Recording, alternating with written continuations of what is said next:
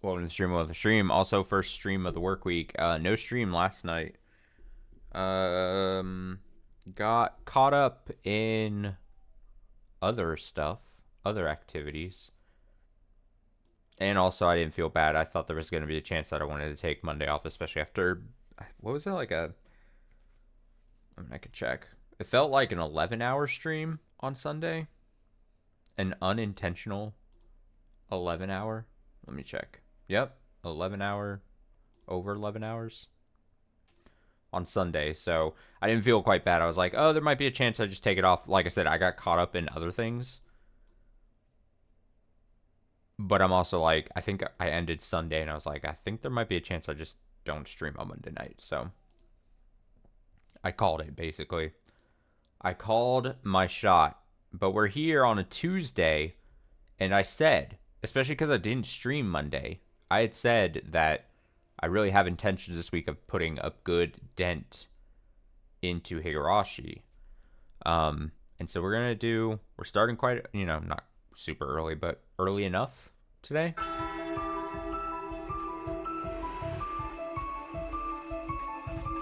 And I have full intention of reading quite a bit of Higurashi, Yoigoshi.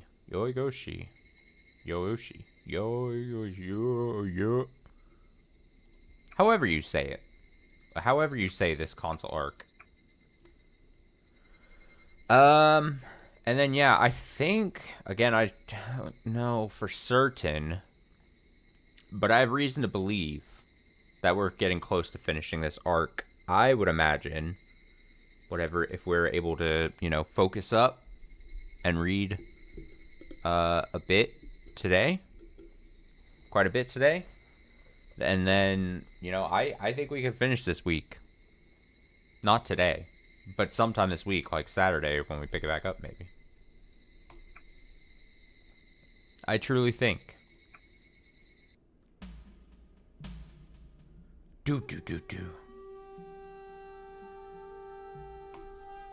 Let's just jump right in. We know what's happening.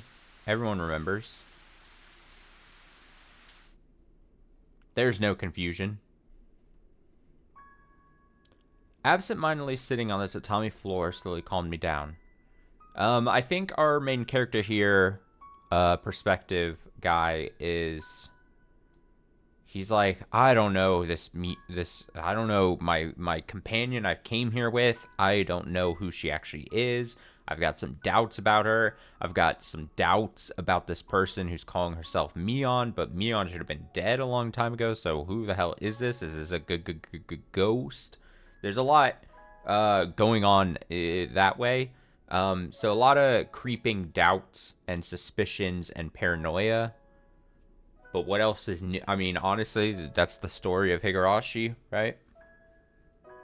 So, I think it's a lot of that going on currently. Absentmindedly sitting on the tatami floor slowly calmed me down. My shirt was damp with sweat and humidity. Also, they just, like, fought off, like, men in black. Not the movie, like Men in Black.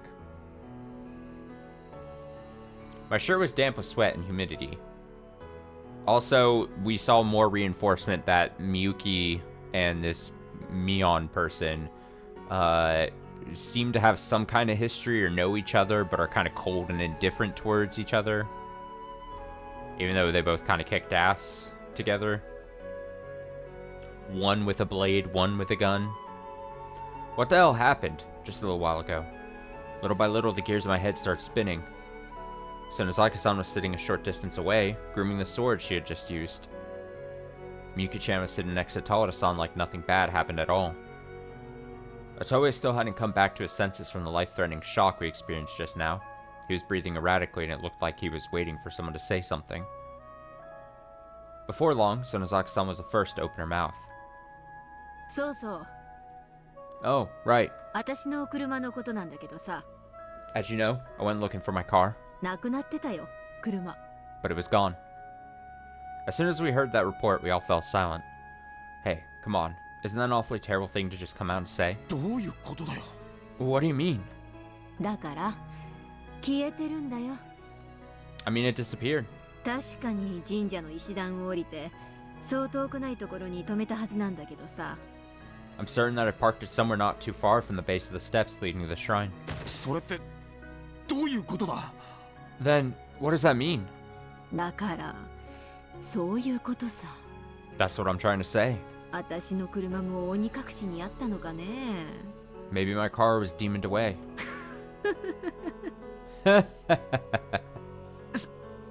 そんな。 No way.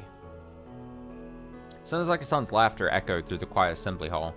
I didn't have a clue what Sonozaki-san was laughing about. Had she simply surrendered to despair? Or maybe she actually found enjoyment in this situation, being isolated from the outside world with her lives on the line. いい加減教えてくれたっていいだろ。 Could you give me a proper answer? あんた何なんだよ。 What is it with you? なんか俺たちに隠してることがあるんだろ。 You're hiding something from us, aren't you? さっきの奴らどういうことなんだよ。 What about those guys from before? What's the deal with them? 知ってたから俺に銃なんか貸したんだろ。 You must have known something. That's why you lent me this gun, right? I shouted in frustration, but Sonozaki-san remained silent and calmly listened to what I had to say. Her composure made me all the more irritated. いい加減話してくれたっていいだろ。 Can you give me a straight answer? あんたが何者だかわかんねえけど、とにかくあいつらはヤクザだよな。 I still have no idea who you are, but those guys were Yakuza, weren't they? そんでもって俺らはヤクザの抗争に巻き込まれたってことなんだろ。 Have we gotten ourselves involved in a Yakuza conflict? Still frustrated, I tossed out the theory I came up with just a little while ago. I wasn't sure how close I was to the truth, but I played my cards anyway. I was at my limit. All of our cars had vanished, our retreat was cut off, and I wasn't the sort of person who could survive a night of life or death battle. 荒川は何の証拠があってそんなことを言ってるのかね。 Arakawa, do you have any evidence for that accusation? 証拠だって。Evidence? あのさ荒川、 Anyway, Arakawa, あんた疲れてんだよ。 you look tired. 少し眠ったらどうだい？ Why not get a little rest? There wasn't the slightest trace of kindness or gratitude in Sonozaki-san's tone. What she meant by that was shut up. But that wasn't enough to convince me. The fear and confusion had driven my patience beyond the limit, and even though I was terrified of Sonozaki-san until a little while ago, I burst out yelling at her. こっちはあんたのせいで命を落としかけてんだ。 Our lives are in danger thanks to you. 説明くらいしてくれたっていいだろ。 Doesn't that warrant an explanation? なあ、みゆきちゃん。 Right, Miyuki-chan? ええ Huh? Yeah. 大体みゆきちゃんもそうだ。 And that goes for you too, Miyuki-chan. 君も一体何を隠してるんだ。 What on earth are you hiding from us? 本当にライターなのか君は。 Are you actually a writer? じゃあその銃はどう説明する気なんだよ。 Then how do you explain that gun? あ Miyuki-chan awkwardly looked down and scratched her head, then finished counting the number of bullets left in the magazine of her handgun, and let out a light sigh. She told me she would explain later, but it looked like she had no interest in explaining right now. In fact, she seemed far more interested in determining how many bullets she had left. なんなんだよチクショー。 What is it, damn it? いい加減隠し事はやめにしようぜ。 Stop hiding things and give me a proper answer. みんなもうちょっと協力的になれよ。 Work with me here, people. 隠し事があるのはお互い様なんじゃないのかい？ Aren't you keeping secrets of your own? No. What? Sonozaki-san looked Otobe directly in the eyes as she said that. When he noticed that, his shoulders slumped and he started to tremble. どういう意味だよ。 What do you mean? ここにいる連中はみんな隠し事をしてる奴らばっかりってことさ。 Everyone in this room is keeping secrets. ねえ、乙部。 Right, Otobe? Otobe. 僕は別に何も。 I'm not hiding anything. Sonozaki-san looked at all of our faces one by one to make sure. Yuki-chan forced a smile as she slid the magazine into the handle of her gun. Todo-san put a hand on her chest to still its beating. What is this? What's going on? Was everyone here keeping secrets? あんただってそうなんだろう、荒川。 It, for some reason, reminds me of like that old reality show, the Joe Schmo show, where it was like everyone, it was like a guy entering a reality show competition, but he was like a real person, and then everyone else was like an actor, and they were being fed lines and stuff. But he would, the guy, one guy didn't know that, so he just the absurd. I've never watched the show, but like the whole thing was like the absurdity of the reality show just ratcheted up more and more. And so us as a viewer would watch it, be like, oh, what's the absurd thing happening, and how does he react to it, kind of thing. I think that was the whole ordeal there. But that's like basically this, where she's like, what's going on here? And then it's like, oh, we all got secrets. And he's like, what? That goes for you too, right, Arakawa? はあ俺は何も隠してなんかいないぜ Huh? I'm not hiding anything, okay? ほー Oh? それじゃあ聞くけど荒川 Then let's hear it, Arakawa. あんたこの村に何しに来たんだい Why did you come to this village? 何しにって Why did I come here? 俺はオカルトライターなんだぜ I'm an occult writer. Didn't I tell you? 取材に決まってるだろうが I'm doing investigative reporting. まあそうだろうね Well, that may be true. あんたの隠し事が一番罪がないかもしれないね Your secret is probably the most innocent among us. でもさあんたにはこの村でたたられるような理由 But- 心当たりあるんだろ But why do you know so much about the curse of this village?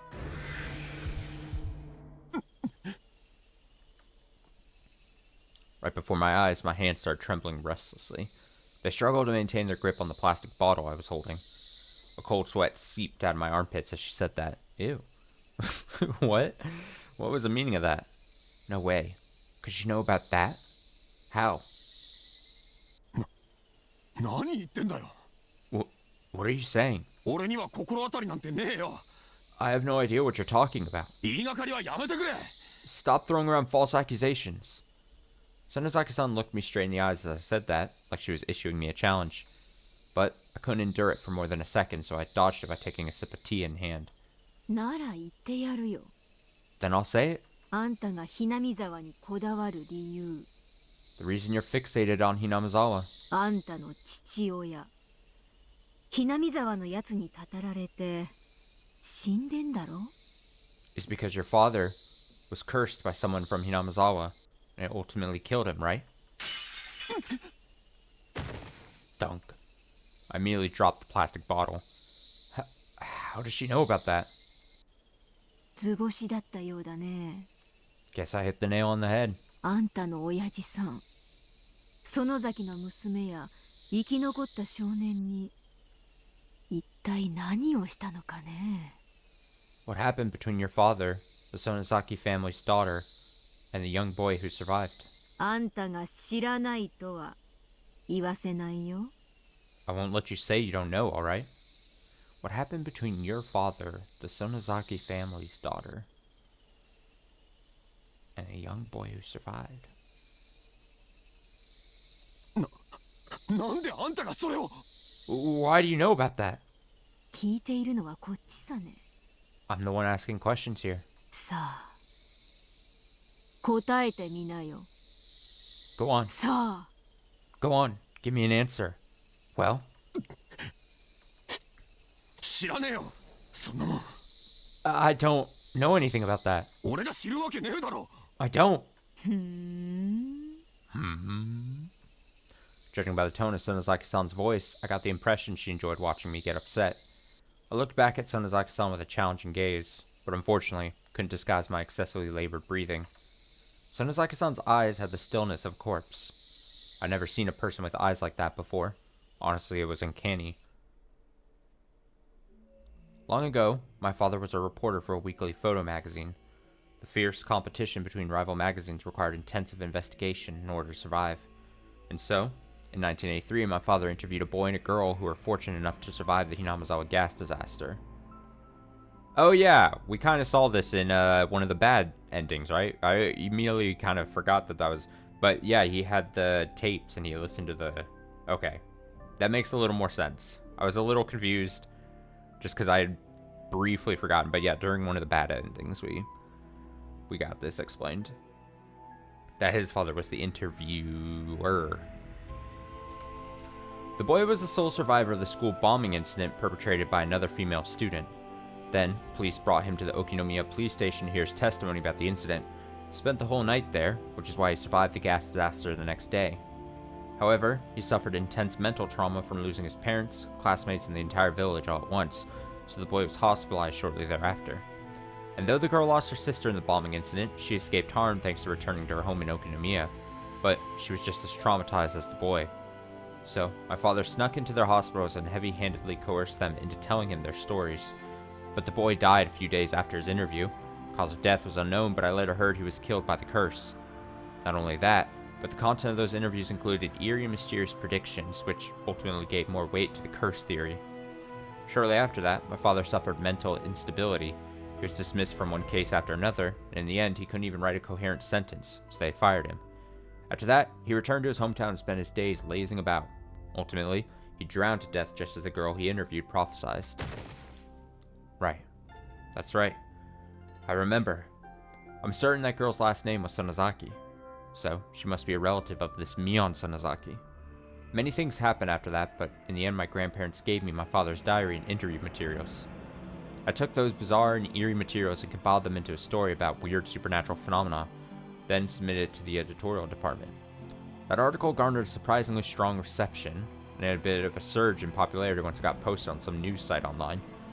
That story caused the Hinamazawa occult boom to catch fire and finally earned me a name as an occult writer. Even though my father was the one who worked so hard to gather that intel, in reality I was the one to benefit from it. In a sense, I received all the recognition that my father should have received, but that outcome couldn't be helped. But what happened to my father when he interviewed those people from Hinamazawa? Who were those survivors my father spoke to? Even if it wasn't part of my job, I absolutely wanted to know. So, I had to figure out what my father was searching for, and that was why I decided to come to Hinamazawa today. Arakawa-san, どういうことですか? Arakawa-san, what do you mean? もしかして僕たちは今荒川さんのお父さんがしたことの報いを受けているんですか? Do you think we're being punished for what your father did? そんなはずあるわけねえだろ。That's impossible. 荒川さん、どうしたんですか? Arakawa-san, what's wrong? 顔が真っ青ですよ。 You look so pale. なんでもねえよ。It's nothing. My heart was pulsing like an alarm bell. No matter how many times I sipped from my oolong tea, my throat quickly dried up. I hadn't said anything. So, how? How did Sonozaki-san know about my father? 荒川さんのお父さん、一体何をしたんですか? Arakawa-san, what on earth did your father do? まさか、その人って、たたられてもおかしくないようなひどいことをしたんですか? No way. Did he do something terrible enough to deserve being cursed? そんなわけねえだろ。 Hell no. I turned to Otobe and spat those words out. He wanted to go throwing some accusations. Well, so did I. それじゃ聞くけど、お前はどうなんだよ。 Now, let me ask. What about you? お前だって何か隠してるんじゃねえのか? You're hiding something too, aren't you? 僕は... Me? I pointed my spear toward Otobe and let loose. Nervous, indecisive Otobe seemed like the easiest one to attack. 僕は別にたたられるようなことは何もないですよ。 I haven't done anything to warrant being cursed. 本当か? Seriously? 本当です。 Yes, really. Otobe turned his gaze downward and cut off the conversation, but it was clear to all of us that he was putting on an act. へえ。 Wow. 何ですか? What? それじゃあ聞くけど、これは何だい? Then let me ask, what is this? Sonozaki-san thrust a single card right up to the tip of Tobe's nose, and it looked like it was a cash card. Tobe gasped and his eyes opened wide. Then he quickly checked his back pocket and turned toward the cash card once more. Tobe's face was starting to develop a twitch. さっきあんたのその尻ポケットから落ちたんだよ。 This fell out of your back pocket a little while ago. もう一度聞くよ。 I'll ask again. これは誰のカードだい? Whose card is this? それは... That's... この名義あんたの名前じゃないみたいだけどね。 This name here. Doesn't look like your name, does it? 堀千秋って書いてあるよ。 It says Chiaki Hori. 誰なんだいこの千秋って人は。 So, who is this Chiaki? Tobei nervously fidgeted as he gazed at the card. He reminded me of a small animal standing face to face with its natural predator. ねえ説明しておくれよ。 So, explain yourself. あんたのポケットから落ちたってのになんで乙部の名前じゃないんだい？ This thing fell out of your pocket. Tobei, so why does it have someone else's name written on it? おい乙部 Hey, Otobei. Tobei's face turned completely pale. His heart was beating so hard it felt like I could hear it from the seat next to him. Sonozaki-san continued staring at Tobei directly in the eyes and didn't look away for even a moment. 乙部 Tobei, あんた何を隠しているんだい？ what are you hiding? 僕は何も。 Nothing. そろそろ正直に言ったら Why don't you tell us the truth already? あの時携帯を壊したのって Like when your cell phone broke. 乙部くんだよね。 You broke it yourself, didn't you, Tobei-kun? You're not sly. Bit by bit, Miyuki-chan continued her verbal assault. Tobei reacted sharply and looked up after each comment. どうして乙部くんの携帯だけ壊されたのかなってずっと気になってたんだけど。 All this time, I was wondering why only your phone was broken. それは乙部くんのだけ通じるからだよね。 It's because it was the only one that could connect, wasn't it? そういうことでいいんだよね。 That sounds right, doesn't it? そうだと思います。 Yeah, that's what I think. それじゃあちょっと聞きたいんだけど、 Then let me ask you this. 乙部くんの携帯本当に通じたのかな？ Tobei-kun, was your phone actually able to connect? 通じましたよ。 It was able to connect, okay? 何言ってるんですか？ What are you even saying? あの時警察と話したの反町さんも聞いてましたよね。 I was talking to the police back then. You were listening, weren't you, Sorimachi-san? でもちょっと変じゃない？ But isn't that a bit strange? だって園崎さんの携帯と乙部くんの携帯同機種なんでしょ？ Tobei-kun, your phone is the same model as Sonozaki-san's, right? 同じ機種なのにどうして乙部くんのだけが通じるの？ If they're the same, why was your phone the only one that could connect? 知りませんよ。 I don't know. それは個体差ってやつじゃないですか？ That might just be manufacturing variation. He's like, don't ask me, I'm not a phone expert. I'm not some IT person. 僕に言われてもそんな。 I wouldn't know. そうなの。 Is that so? でも本当にそんなことってあるのかな？ But is that really what this is? Otobei's lips were quivering. Yuki-chan continued putting pressure on Otobei. Her ruthless assault had even me shivering. Otobei did his best to pretend he was still calm, but his attempt was woefully unsuccessful. His labored breathing echoed through the entire assembly room, filling the surrounding area with a tense atmosphere. 個体差はあると思いますよ。 I think it was because of manufacturing differences. だって And だって what? だってさっきは確かに通じたんです。 And I'm certain I was able to connect earlier. たまたまアンテナが立ったんですよ。 The antenna just happened to show a signal. 僕にだってなんで通じたのかはわかんないですけど。 Even I don't know why I was able to connect. Miyuki-chan took a deep breath.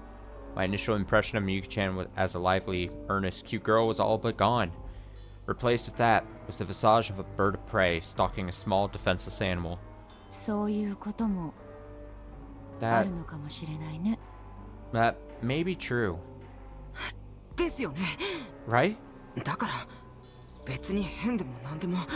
So there's nothing all that weird about it. Toei's forced smile had a light twitch to it. He must have misunderstood what Miyuki-chan was saying and believed she was convinced. Or maybe he's trying to tell himself that. However, Miyuki-chan wasn't about to let Tobei escape. In fact, she was luring him into the final stage. ああ、そうそう。Oh, right. 一ついいことを教えてあげる。 Let me tell you one more thing. Huh? この村全域で県外なのよ。 This village is completely outside of the service area. こんな無人の村に中継機なんていらないもの。 It's an uninhabited village. There's no reason to have signal relays out here. この村に元からあった中継機が反応したなんて言い訳はできないよ。 Ah, and don't you think you can get out of this by saying don't think you can get out of this by saying an old signal tower might have been working. ここが封鎖されたのは昭和58年。 This whole area has been sealed off since 1983. その頃には携帯なんて使っている村人はいなかったからね。 Back then, none of the villagers would have had cell phones. そんな No way. そこまで最初から知ってたんならどうして。 If you knew that from the start, then why? 正直に言ってくれるのを待ってたから。 I was waiting for you to come clean about it. 追い込むのって好きじゃないの。本当はね。 Honestly, I don't enjoy driving people into a corner like this. でももうそんな悠長なことも言っていられない。 But I couldn't keep quiet any longer. じゃあもう一度確認します。 Now, let me ask you once more. 電話通じてなかったんだよね。 Your phone wasn't actually able to connect, was it? はい。 That's right. That was all Otobe could say in response. Otobe dejectedly bowed his head. The gesture was an admission of defeat. Got his ass. すみませんでした。 I'm sorry. 僕嘘をついてました。 I lied to you all. 携帯は反町さんの言う通り僕のも繋がりませんでした。 It's just as Sorimachi-san says. My phone couldn't connect either. 繋がってるふりをしていただけです。 I was just pretending to get through. それじゃ通報したってのは。 Then, when you notified the police, 嘘です。 that was a lie. 電話が通じているふりをしたんです。 I was just pretending to talk on the phone. Otobe continued looking down as he said that, and thanks to that, his face looked like a misbehaving child. 通報したってのがそもそも嘘なんです。 I lied about contacting the police. ここを乗り切ればなんとかできるって。 But if we make it out of this, we can do something, so... おいおいちょっと待てよ。 Wait, hold on. それじゃそのキャッシュカードは本当にお前が盗んだもんなのか。 Does that mean you actually stole that cash card? はい。 Yes. お前 You... すみませんでした。 I'm sorry. せめてお金を下ろすまでは警察に知られたくなくて。 I didn't want the police involved until after I got the money. だから携帯を壊したってのか。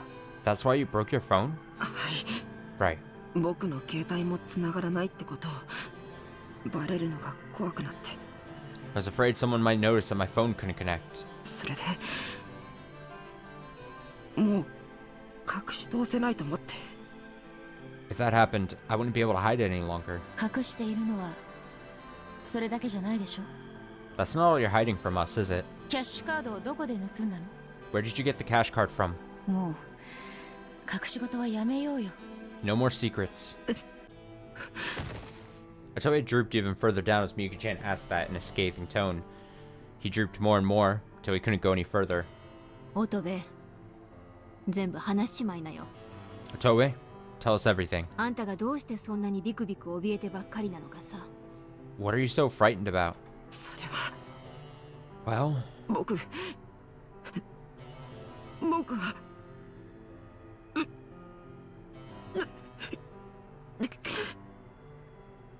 I was... After a long pause, Tobe started saying I'm sorry over and over. The sound echoed miserably here and there, with some sobbing mixed in. ごめんなさい。ごめんなさい。ごめんなさい。 I'm sorry, I'm sorry, I'm sorry. だから何がごめんなさいなんだよ。 So, what are you sorry about? 僕は最低です。I'm the worst. どうしようもない。ダメなやつなんです。 I'm such a miserable excuse for a human being. Huge tears started accumulating in Atobe's eyes and spilling to the ground. Sonosaka-san gently stroked his trembling shoulder, then urged him on in a voice filled with tenderness as deep as the ocean. 何があったか話してごらんよ。 Tell us what happened. はい。 Okay. 僕が東京に出てきたのは去年の春でした。 It started in the spring of last year, when I came to Tokyo. Atobe quietly began talking about his past. I never thought of myself as the kind of person who would stay in the countryside forever. My father was a government worker and my mother was a housewife. Everyone in the area was acquainted with everyone else. Amidst their strict values and well-defined human relationships, there was one value that was absolutely essential to survival: cooperation. I was worried I'd spend the rest of my life in such a tiny world, so I felt desperate. I couldn't see anything in my future. No dreams to aspire to. My father tried to get me a job at a local company, but I hated it. I figured I could probably work things out if I went to Tokyo. So I poured my heart and soul into studying, then took an entrance exam for a university in Tokyo. アキラ、東京なんか行ったってあんたみたいな田舎者は相手にされないよ。 Akira, country folk like you won't be able to get by in Tokyo. 地元で地道に働いて真面目なお嫁さんを見つけて可愛い孫をいっぱい作って父さんを喜ばせてやんな。 Please, get a job around here, find a wife to settle down with, and make lots of cute grandchildren to make your father happy. そういう生き方って僕には向いてないと思うんだ。 I don't think that way of living is right for me. アキラ、 Akira, 決めたんだ。 I've already decided. 受かったら僕東京の大学に進学する。 If I get accepted to a school in Tokyo, I'm going. もしも受かんなかったらその時は地元で母さんの言う通りにするからさ。 But if I don't get in, then I'll stay here and do like you asked. And then, I got accepted. It was some university I'd never heard of, but it was a college in Tokyo, so that was good enough for me. 受かったんなら母さんは応援するよ。 If you really did get accepted, then you have my support. しっかりやってきなさいよ。 So, do your best. Even though I expected my mother to be opposed, for some reason she was pleased. Although I intended to work to pay my tuition, my mother talked to my father about it, and in the end, they decided to pay for my tuition and living expenses. しっかり勉強してこい。 Study hard. 一生に一度くらい地元を離れてみるのもいいかもしれんしな。 It's probably for the best to venture out of the local area once in your lifetime. To be honest, I couldn't believe my father would say something like that. But they had a good reason for supporting me. I understood that. My parents were convinced I'd return to the country in the future.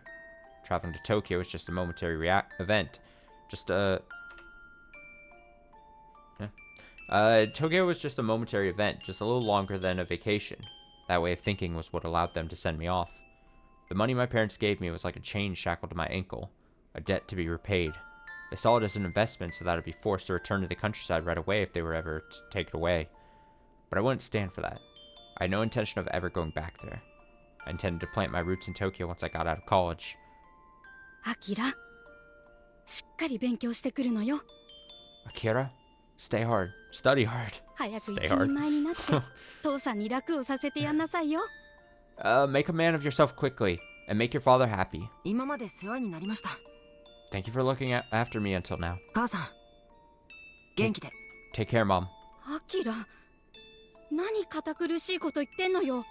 Akira, what are you talking about? とにかく東京はいろいろ大変だろうけど頑張んなさいよ。 Anyway, I'm sure life in Tokyo will be tough, so work hard out there. 言われなくても頑張るよ。 You don't have to tell me to work hard. じゃあね母さん。 See you later, Mom. Mom came all the way to the local station to see me off, but I coldly sent her away. The countryside, my parents, I cast them all aside. I took the first step toward my ambitions. Everything in Tokyo felt fresh. Unlike high school, I didn't have to go to class early in the morning. They offered lectures in the afternoon and the evening, and it was easy to skip class and have a classmate answer the roll call in my place. The city was nothing like how my parents complained about it. Instead, it was full of fashionably dressed girls and classmates who felt far more worldly than me, and there were trendy shops and amusement districts. Though I didn't have to pay for tuition, I did start working a part-time job to help cover my living expenses. Every day I'd wake up around noon, spend some time at the university, then work my part-time job until the evening. My coworkers taught me all kinds of things. How to drink, how to dance at clubs, how to ask girls out. After spending time with them, I started to develop an inferiority complex compared to my classmates. I felt like a child. My coworkers introduced me to all kinds of girls.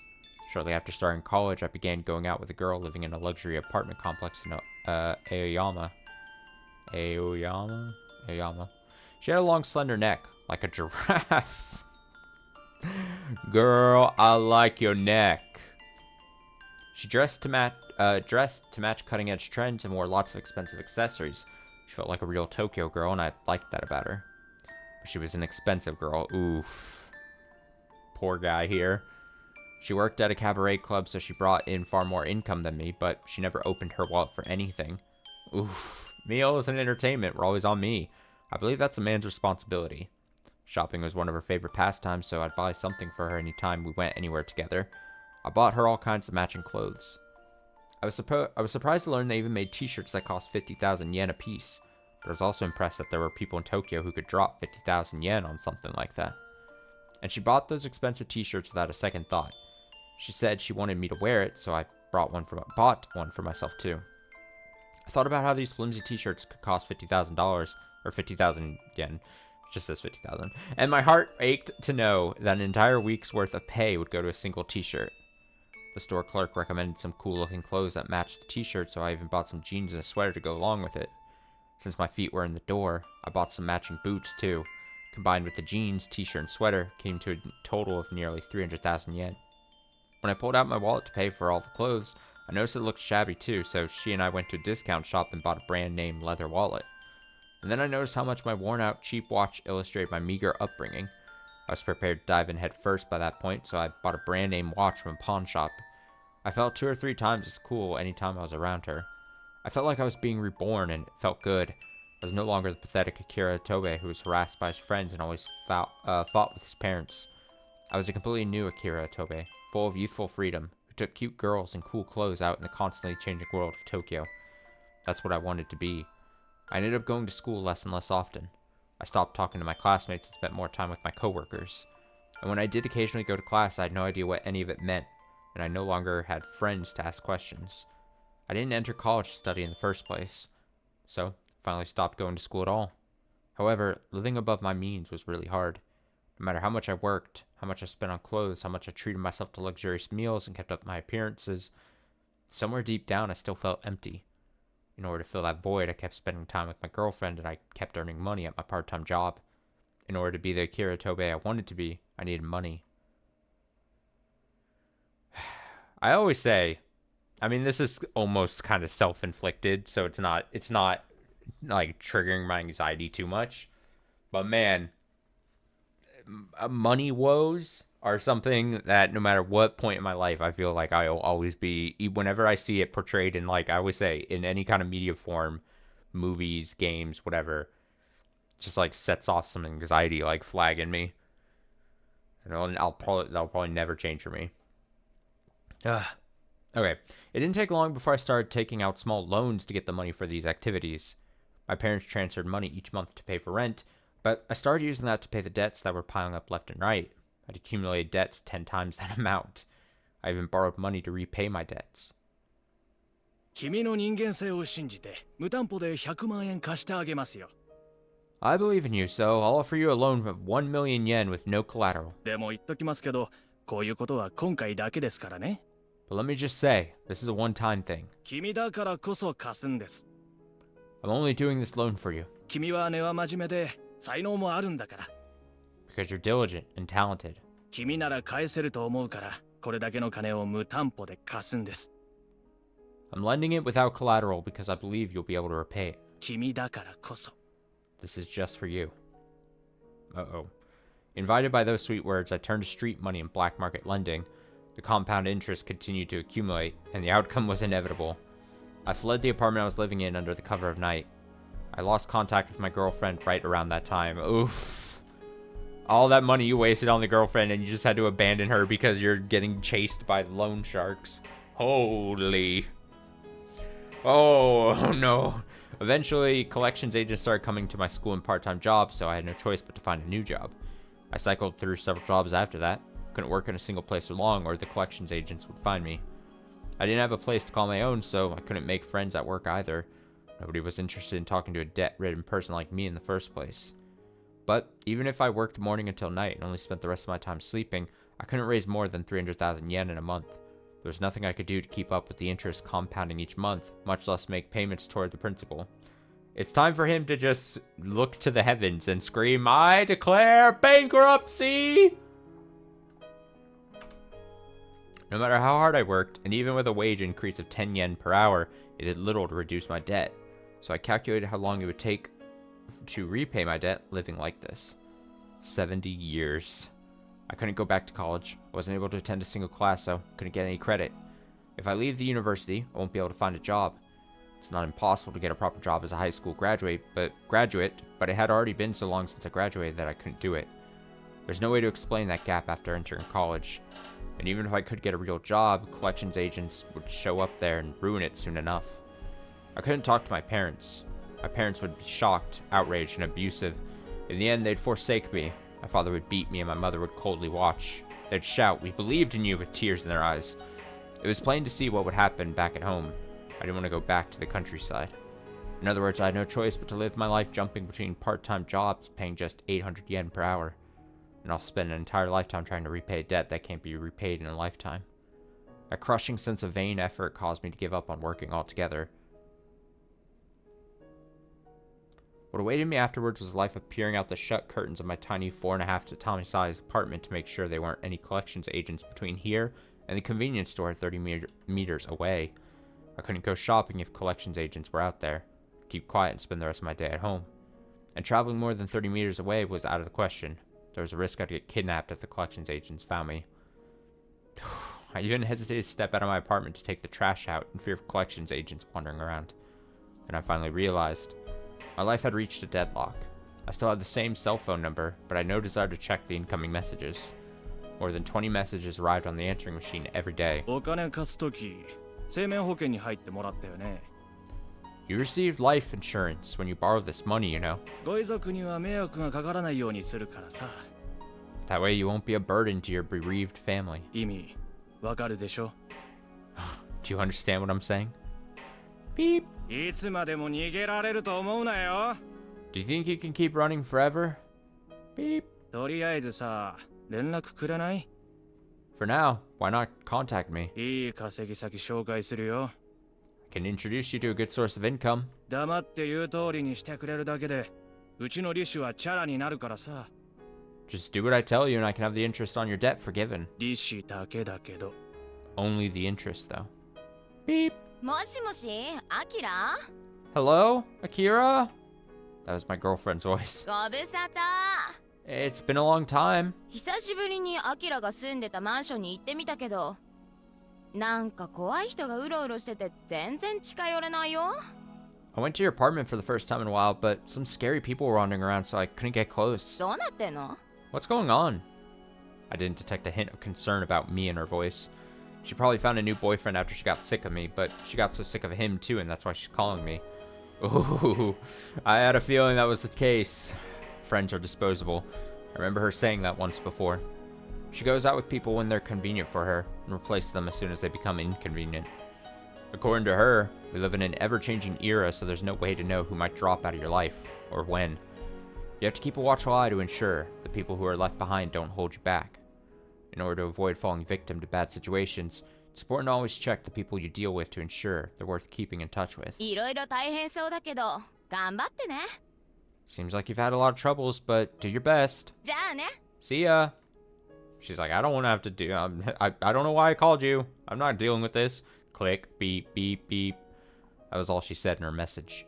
There was no concern for me at all. No sign of her reaching out a helping hand. Something bad happened, so it's best to keep her distance. That was the conclusion she reached. In other words, she was cutting me off entirely. I had already served my purpose. As far as she was concerned, I was dead weight. Even though the two of us went to all those places together. Even though we walked through all those places together holding hands. I clenched at one of those 50,000 yen t-shirts I only bought because it matched hers. 50,000 yen for this. This lifestyle was the price of that. And I was attracted to someone like her. I held the t-shirt against my face and sobbed. I felt miserable and ashamed, but all I could do was cry. Deep down, I realized that I'd wasted my life on meaningless things. As I continued sobbing, I pressed the play button on the answering machine once more. あきら友達が金貸せるかもって言ってるけどどうする Akira, I have a friend willing to lend you some money. What do you think?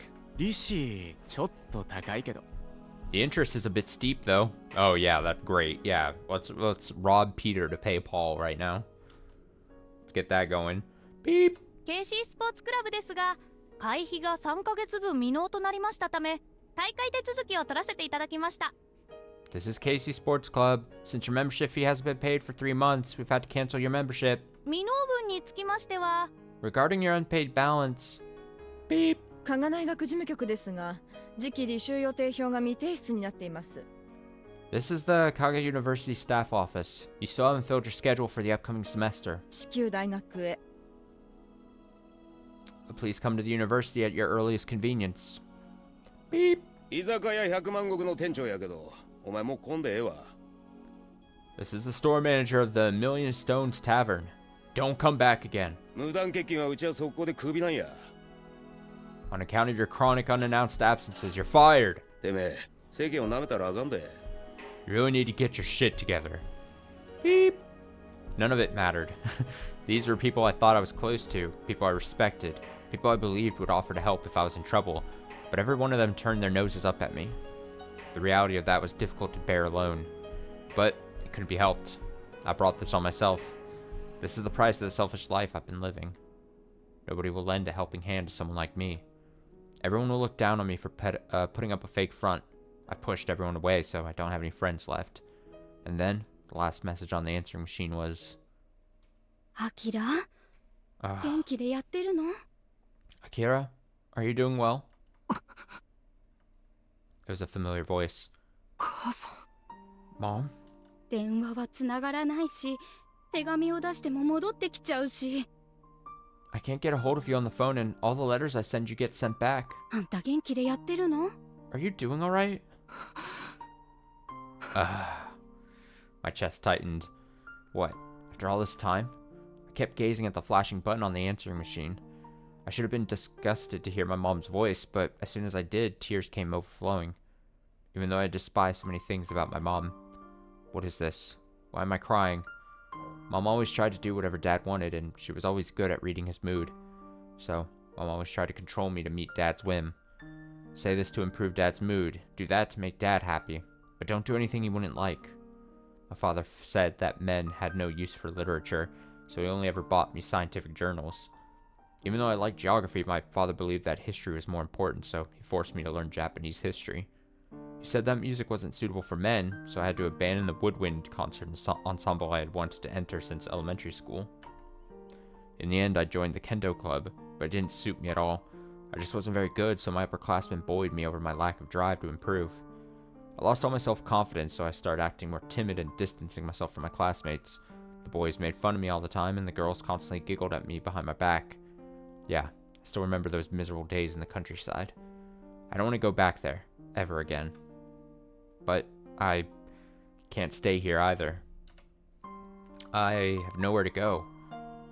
父さんは電話なんかしなくていいって言ってたけど、やっぱり気になるからちょっとだけ。Your father told me not to call, but I was just feeling a bit concerned. ねえ、東京はどう？ So, how's Tokyo? 真面目に勉強してるの？ Working hard on your studies? たまにはあんたの声聞かせてちょうだいよ。It'd be nice to hear your voice once in a while.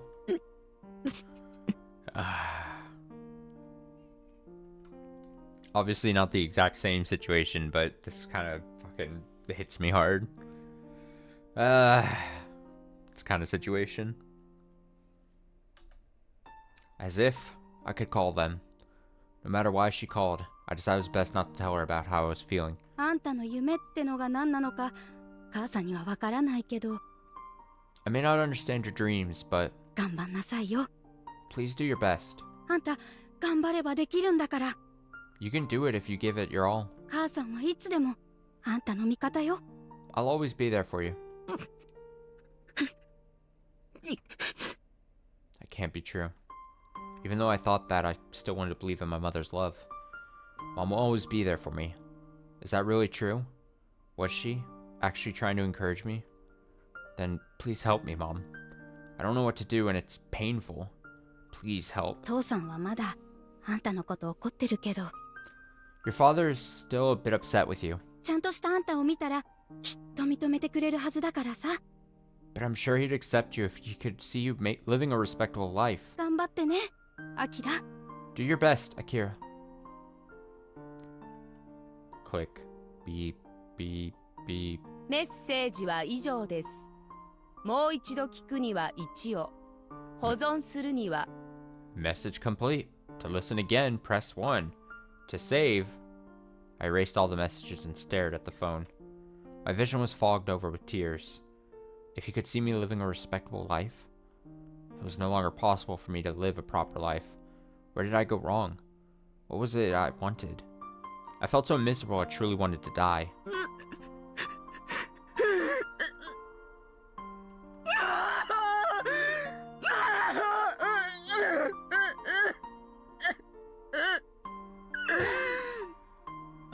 There's something about it that just this kind of like story just fucking wrecks me.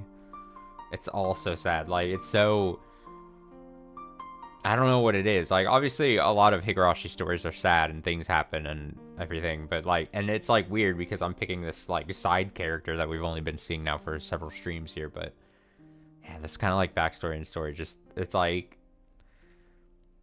it's so easy to be like almost like basically like a young adult and be like, I gotta do something different. I gotta get away. I gotta kind of like reset my life a bit, then really try to like strike out. And then for a lot of self-inflicted reasons, like end up failing. And then you're like, well, I already committed so hard in my mind that I'm not going back. But where I'm at right now is not working. So now I feel like there's no way out. I can't go left. I can't go right. Can't go forward or back. Like I'm just stuck. And that kind of like mental thing is like just fucking wrecks him, or just wrecks a person, right? Him. I was talking about the character here, but yeah, just I thought I was special. I didn't have a dream or a concrete something to work towards, but I swore back then I would try my best. But I never found an opportunity like that. When I first came to Tokyo, I felt like I was reborn as a different person. I was completely ecstatic. I mean, this is slightly different, but now I'm just now recalling and linking that this is also, we got a bit, I think, during one of the bad endings here, where we got this kind of story. We heard this backstory from the boyfriend of Toda, who was trying to make it as an artist and was so committed to that dream. And then it ended up not working, and he just kept putting more and more work into it, and it strained their relationship until we saw what he was, seemingly towards the end while he was still here, you know? So it's kind of, obviously different situations, but similar, where it's like you try so hard to make something work for your life, and it just, you hit a wall that you can't break down or get past or around. Somewhere deep in my heart, I realized I was living a depraved life, but I thought I could pay back the money I borrowed if I could find something to be passionate about. But I wasn't someone special. I couldn't find anything to be passionate about. Do your best, Akira. Mom's words echoed inside my ears. Mom. Can't go back now. And I can't go forward either. Oh, it's exactly what I was saying. Thinking that, and feeling completely helpless, I stepped outside for the first time in ages and felt the raindrops strike me. And when I came to my senses, I was on the internet, and had reached a specific site. 177 name, Akun, 2006, 5/5, Friday. Some ID number. Did you see the issue of the Weekly 7? Mentioned a cold spot called Hinamizawa Village.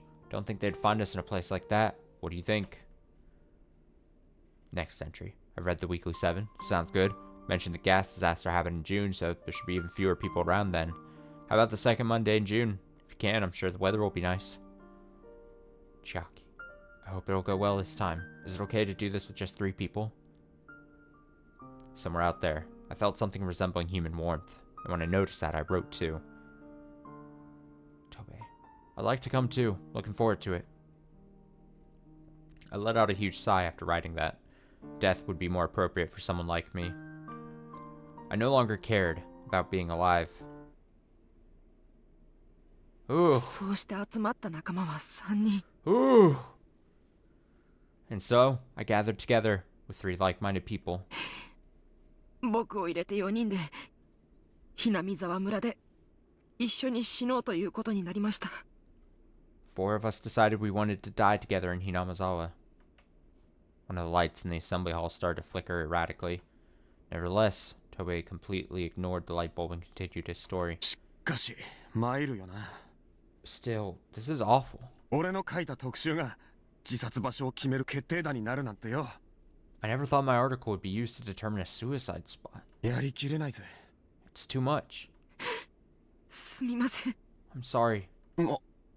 それじゃもしかして Wait, does that mean... あの3人が乗っていた車にお前も乗ってたのかよ。 Yeah, like just 2 sentences ago, I was also like, oh wait, that means this. That you were also in that car with the 3 people? はい。 Yeah. Tobe continued drooping apologetically as he nodded to me. 死にに来たのに変な言い方かもしれないですけど、 This might be a strange thing to say, but even though I came here to die, 僕楽しかったんです。 I was having fun. は？ Huh? みんないい人ばっかりだったんです。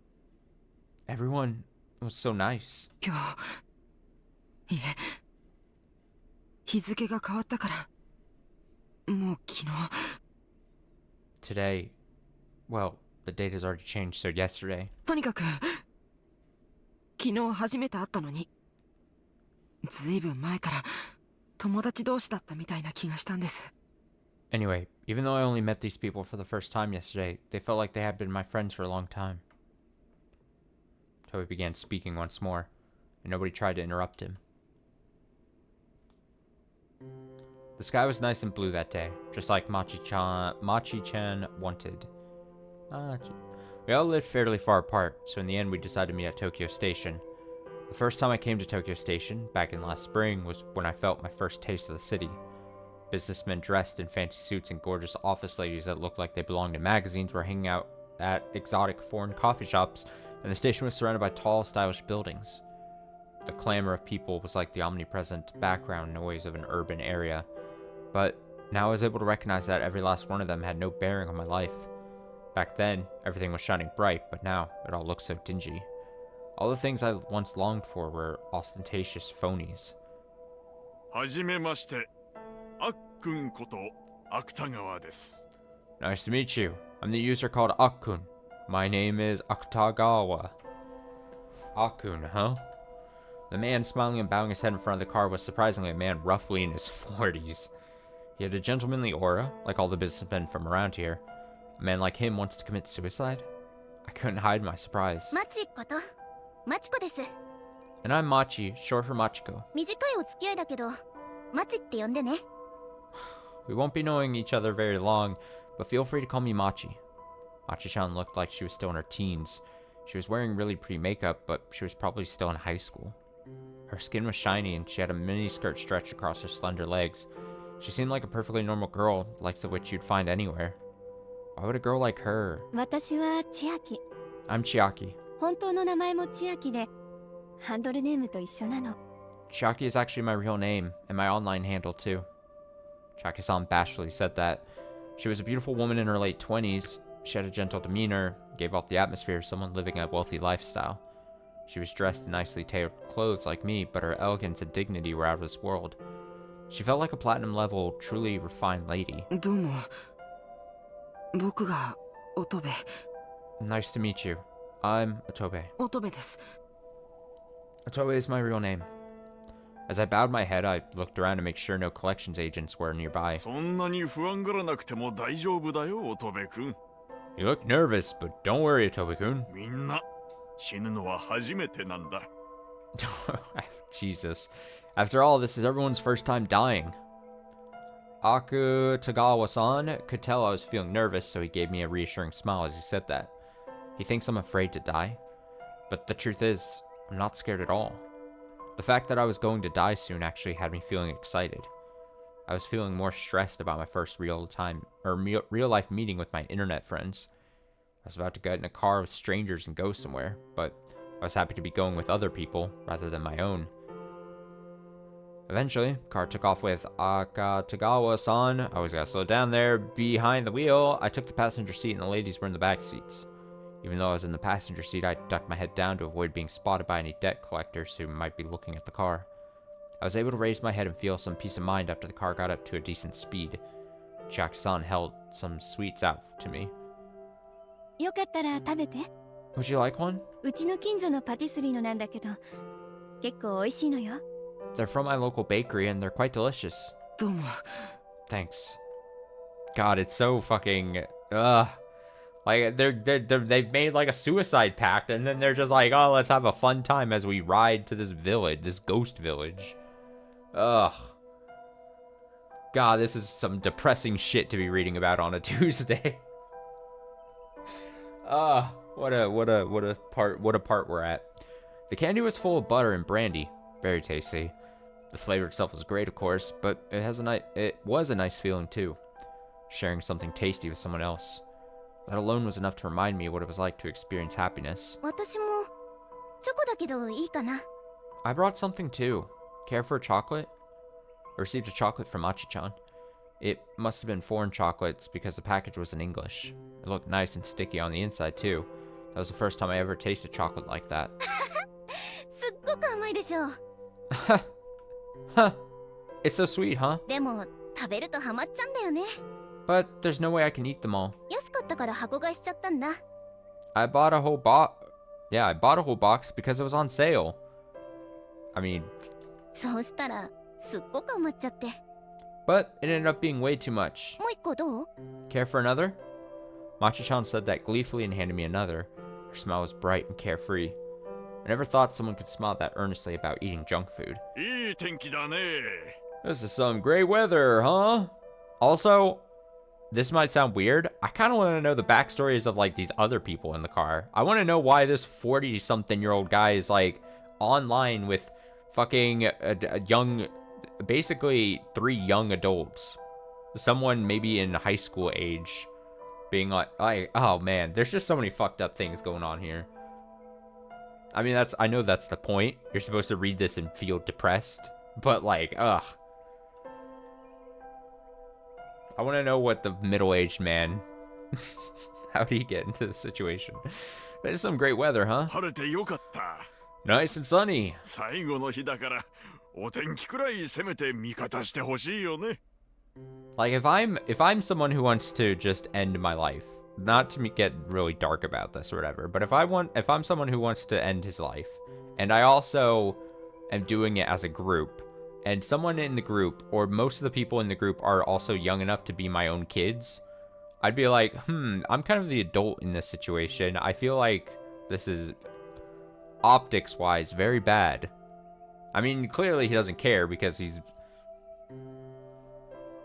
not gonna have to face any repercussions, obviously, but like, damn. This is our last day, so I hope the weather stays like this. Oh god, this guy. Okay, once he said that, I remembered we were on our way to die. It didn't feel real. I fiddled with my phone. No incoming calls today. Do your best, Akira. Mom's voice echoed inside my ears again. I hadn't received a call from my parents since then, and of course I didn't have the courage to call them back. Do your best, Akira. If she had said, please come home instead of do your best back then. そんなに携帯が気になるのかい? Are you that concerned about your phone? After playing with my phone in the passenger seat all this time, Akutagawa-san called out to me. いえ。No. 最後に声を聞きたい人がいるのなら電話してみれば？ If there's someone out there who you'd like to hear one last time, why not give them a call? いいんです。That's okay. そんな人いないし。I don't have anyone like that.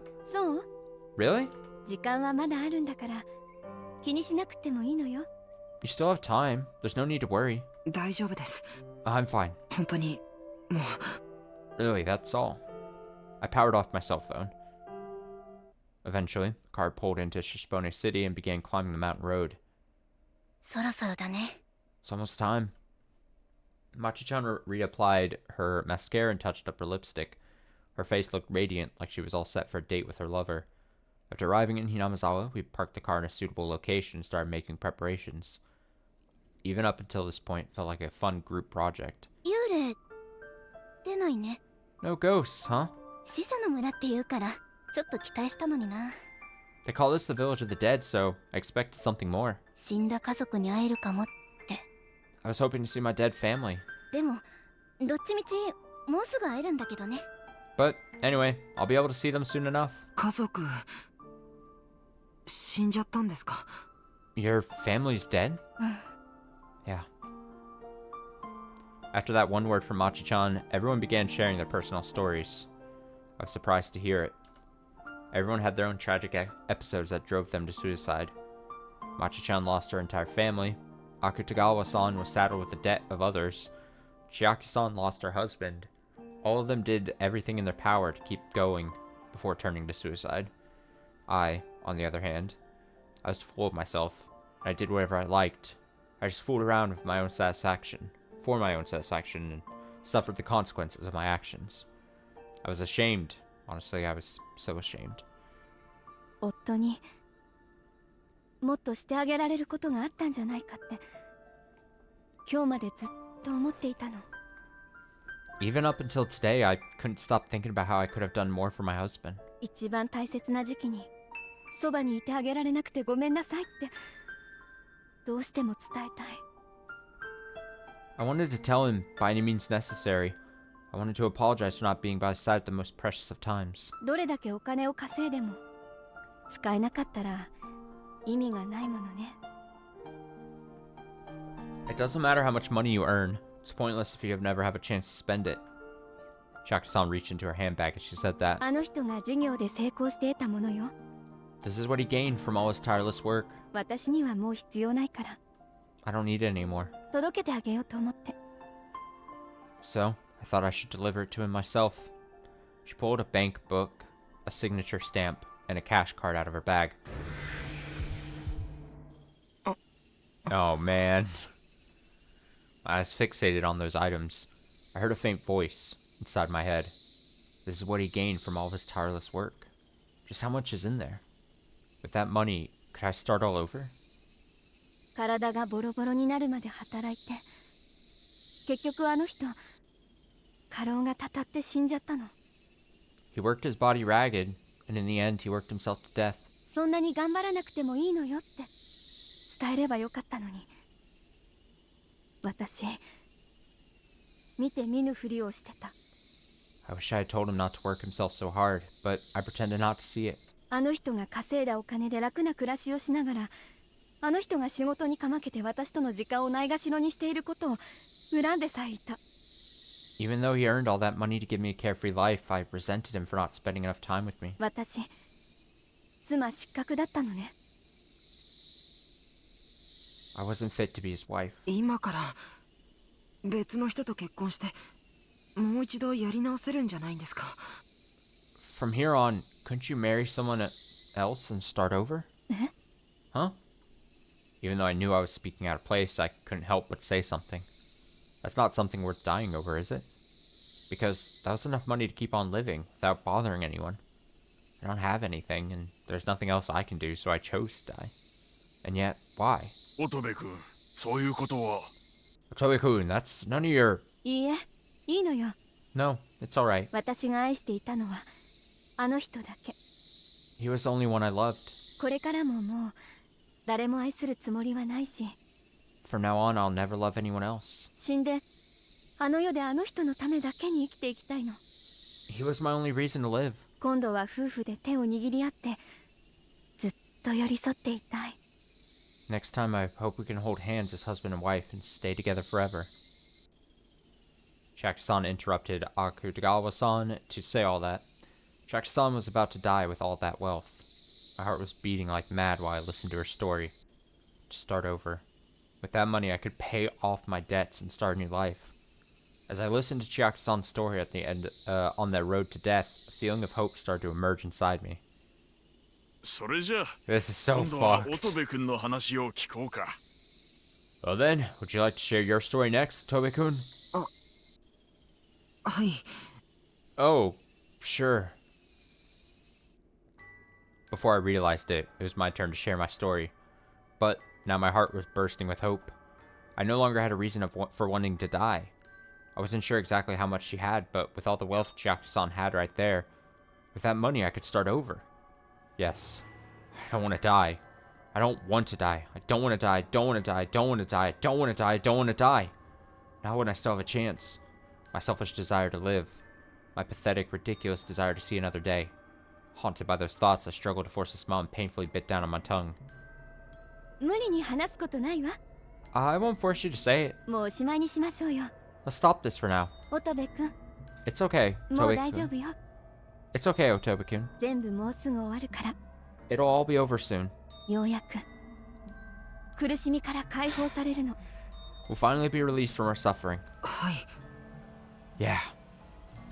Yeah. That was all I could say. I still didn't want to die. I wasn't so attached to living until just now. それじゃあみんな Alright, everyone, あっちで会おう。 let's meet again on the other side. さようなら、 Goodbye. 芥川さん、乙部くん、まちちゃん。 Akutagawa-san? Otobe-kun? Machi-chan? 短い間だったけど、ありがとう。 Our time together was short, but thank you. さよなら。 Goodbye. That's right. I can start over. I can start everything over. I can still do it. The sunset stained the sky deep red. I could hear the cry of the Higurashi coming through the door. Machi-chan said she was glad it was sunny. Chiaki-san said that there was a perfect place to die. Akutagawa-san said we'll meet on the other side.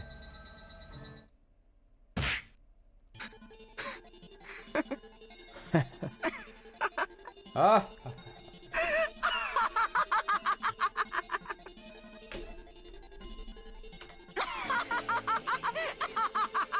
Damn.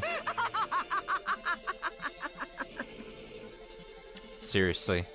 Sure, it's nice weather, but what's so great about that? This is a vacant area without any people nearby. That's probably the worst place to die. And meet on the other side? Still too soon for me. And, after everyone fell asleep, I climbed out of the car alone.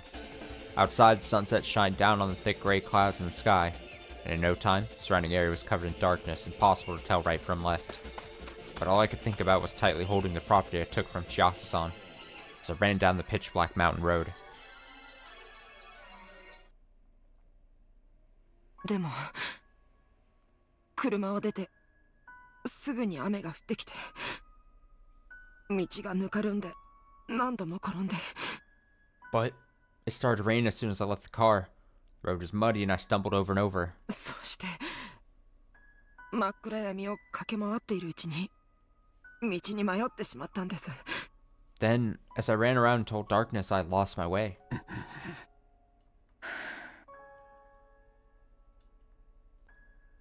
I glanced at my watch. It was 2 a.m. 5 men and women gathered together in this assembly hall with a broken light bulb. One of them surrounded by the remaining 4, as if to condemn him for his stupid mistakes. それで走っているうちに木の根っこか何かにつまずいて崖から転がり落ちて私と会ったってわけかい。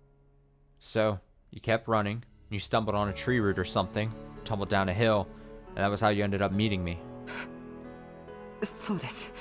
That's right. それじゃあ車が消えて友達とはぐれたっていうのは嘘なのね。 So, you made up that story about the car with your friends disappearing? はい。 Yes. すみません。ごめんなさい。 I'm sorry. I'm really sorry. あの自殺者たちは全員お前の知り合いってことか。 So, you knew all the people who committed suicide? はい。 Right. ごめんなさい。ごめんなさい。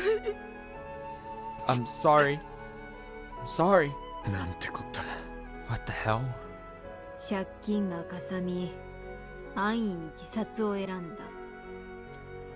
You amassed debt, decided to take your life with barely a second thought. しかも仲間の通帳を持って逃げた。 And what's more, you took your friend's bank book and ran? Sonozaki-san stood up. Then she donned a more harsh expression than she had worn until now, and spoke up. まったくもって不甲斐ない。 How utterly spineless. 最低だね、あんた。 You're disgusting.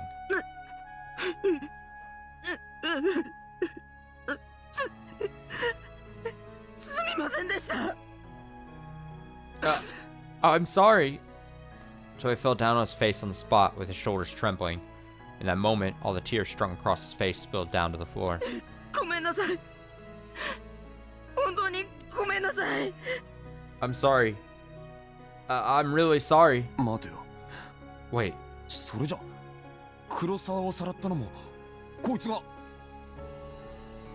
does that mean you're also the one who kidnapped Kurosawa? I too looked down at Toby with disgust, but as soon as he realized the meaning of my words, he fiercely looked up with his face still littered in tears. 僕は知りません。 I don't know anything about that. 黒沢さんのことは何も。 I know nothing about Kurosawa-san. バカかお前。そんなこと信じられるか。 You idiot. Do you expect us to believe that? 平気で嘘をついたり、死人の金を盗んだりするような奴の言うことなんて信用できるかよ。 You robbed the dead and you've been lying to us this whole time. How can we believe anything you have to say? でも僕は本当に知らないんです。 But I really don't know anything. ミオンさん、信じてください。 Mion-san, please believe me. 僕は本当に何も。 Honestly, I don't know anything. ああ、わかってるよ、それくらい。 Yeah, I already know that much. あんたみたいな弱虫に生きている人間を捕まえて殺して隠すなんてゲートできるわけがない。 There's no way a weakling like you could successfully catch a living person, kill them, and hide the evidence. ですね。 Indeed. Yuki-chan clearly agreed with Sonozaki-san. Why? How can the two of them be so sure of that? What makes them so confident? Yuki-chan was gazing straight at Tawada-san. Her expression made it look like she was silently questioning her.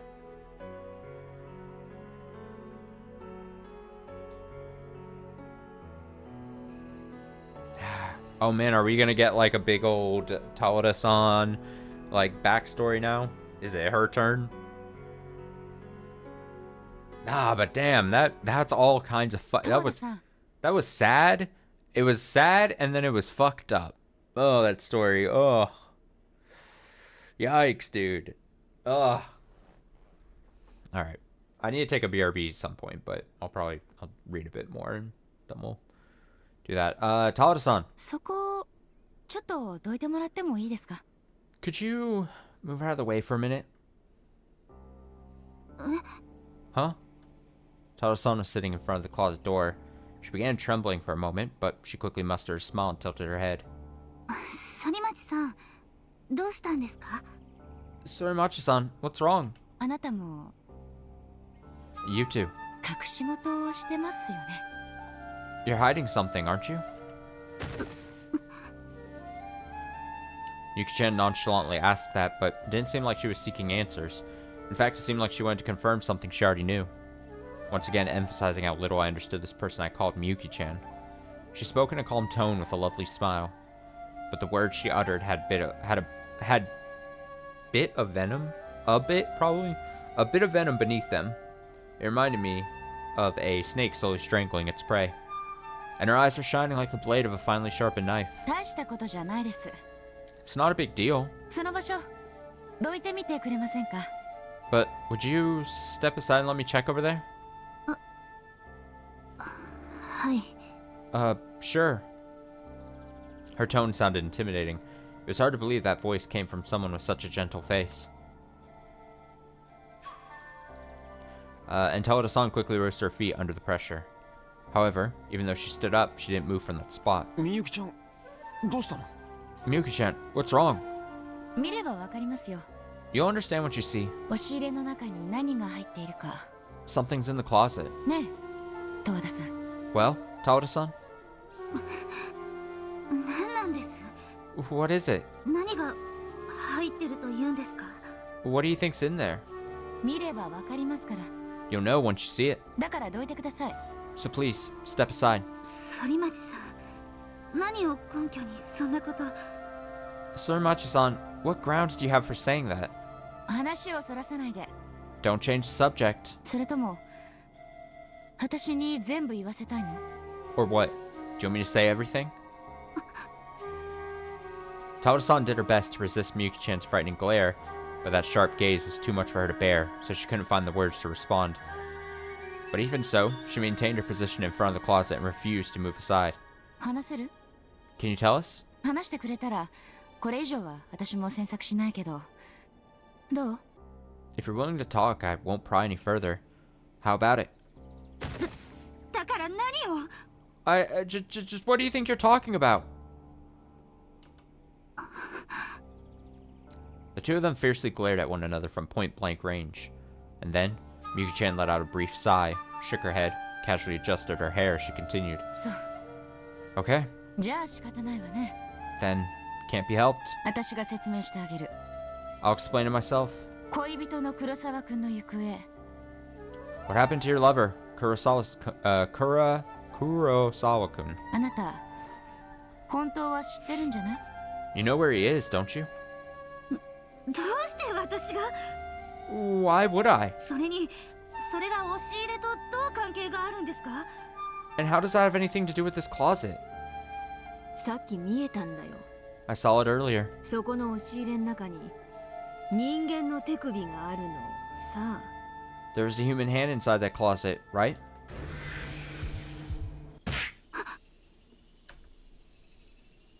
The moment Sonozaki-san chimed in, Taoda-san gasped. And Yuki-chan's facial expression didn't change at all, like she already knew. Hey, wait a minute. A human hand in that closet? Can't be serious. Why would something like that be in this closet? どういうことだよ。 What do you mean?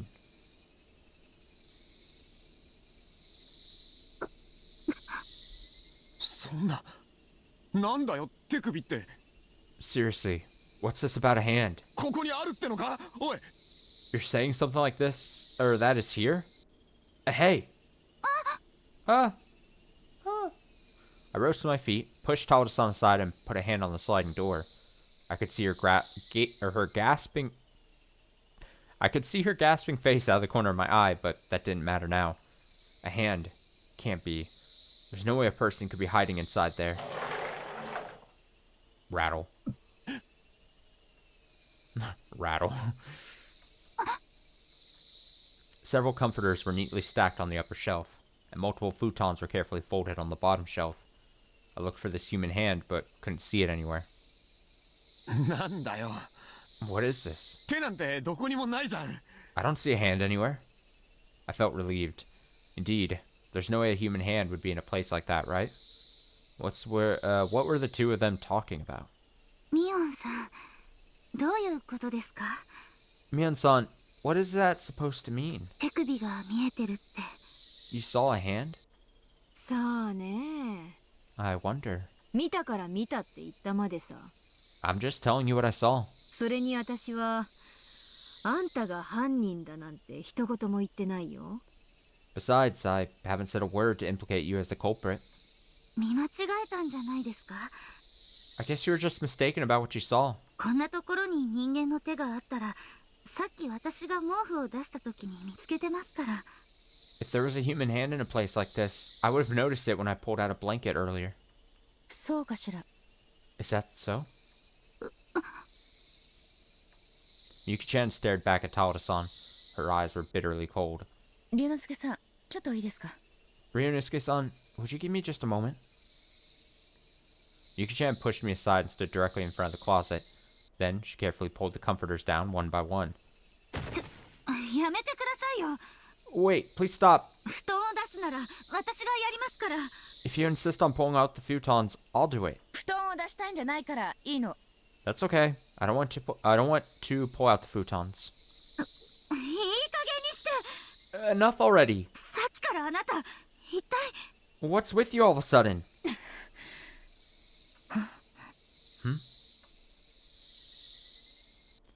As Miyuki-chan pushed Tawada-san aside, she reached into the bedding and hit something. Then, she turned to look at the girl for a moment before pulling out the comforter. The next moment, hanging there, something fell out from the space between the futons, and it was a pale human hand. Ah! What is this?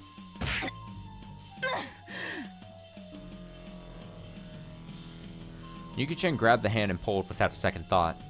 Given its position, it required an incredible amount of force to pull it out. Before long, I heard the owner of that hand tumbling down to the floor. Him? No way. His face.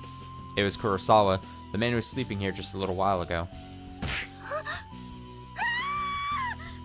Yeah! Tawada-san turned and screamed. She covered her mouth with both her hands and stared on with a look of bewilderment in her eyes. Why? How? What is Takumi-kun doing in a place like this? Takumi-kun! Takumi-kun! Yeah, play dumb. Play dumb. It'll work. Don't worry. They'll believe you. Just play dumb. Within a moment, Tawada-san was clinging to Kurosawa. But he didn't respond to her call. His head and hands drooped with no strength behind him, or them. He didn't move at all. It can't be.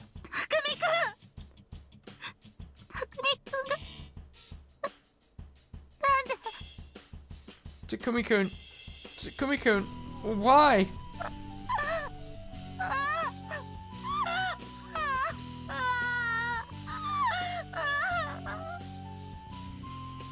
Tawada-san continued clinging to Kurosawa as she cried out. But his face was pale, and he didn't move a muscle. He was clearly dead. Tawada-san. Tawada-san. How did this... まさか本当に人が死ぬなんて。 No way. I can't believe someone's really dead.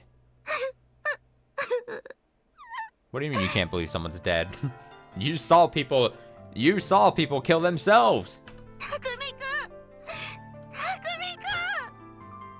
Takumi-kun. Takumi-kun. However, two sets of eyes were staring intently at Tawada-san. Sonozaki-san and Miyuki-chan. Miyuki-chan. Are you done now? Damn. Got her. Hold on, Miyuki-chan.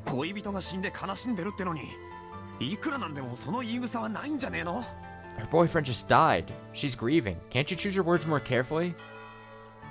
随分冷たいんですね。 That's rather cold of you. Tobei watched on and spoke in an admonishing tone. However, Miyuki-chan didn't respond to either of us beyond a distorted smile on the edge of her lips.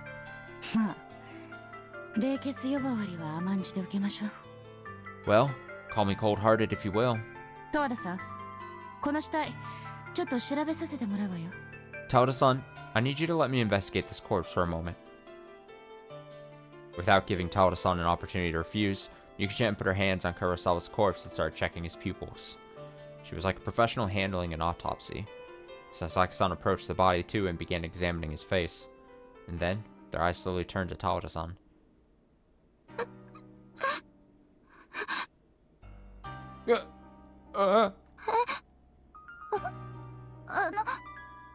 Huh? とりあえず気が済んだかい？ Anyway, are you done now? じゃあ質問だけど、あんた最初から知ってたんだろ？ I do have a question. You knew about this from the start, didn't you? 黒沢匠の死体がここにあることをさ。 You knew that Takumi Kurosawa's corpse is in here the whole time. Huh? What? Atobe and I both raised our voices in surprise. Then, Tawada-san empathetically gasped and opened her eyes, wide in shock. どうなんだい？ Well? 正直に言ってみな。 Tell us the truth. そんなわけないでしょ。 That's not...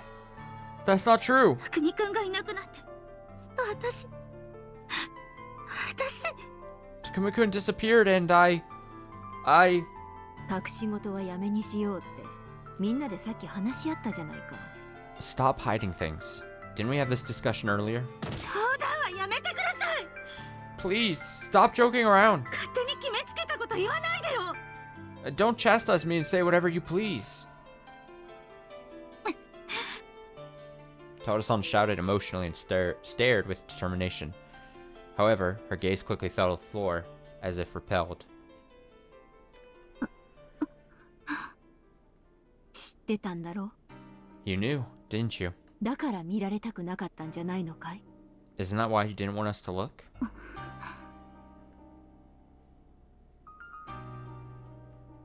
Before long, she realized it would be meaningless to say anything in her defense, so Toda-san faintly nodded with a fatigued expression on her face. どうして今までずっと隠してたんだい？ Why were you hiding this until now? 相談してくれりゃよかったのにさ。 You should have consulted with us. すみません。 I'm sorry. 私本当はさっき死体を見つけたんです。 The truth is, I found the corpse a little while ago. ここで押し入れを開けた時に In here, when I opened the closet. それじゃあんた黒沢がここで死んでること知ってたってのか？ So, you knew Kurosawa was dead in there? いつから？ For how long? 黒服の人たちが騒ぎを起こして皆さんが表に出ていた時です。 Around when the men in black were making a ruckus and all of you were outside. 体調が優れなくて枕を出そうと思って押し入れを開けたら I wasn't feeling well, so I went to the closet hoping to get myself a pillow. 匠くんの死体が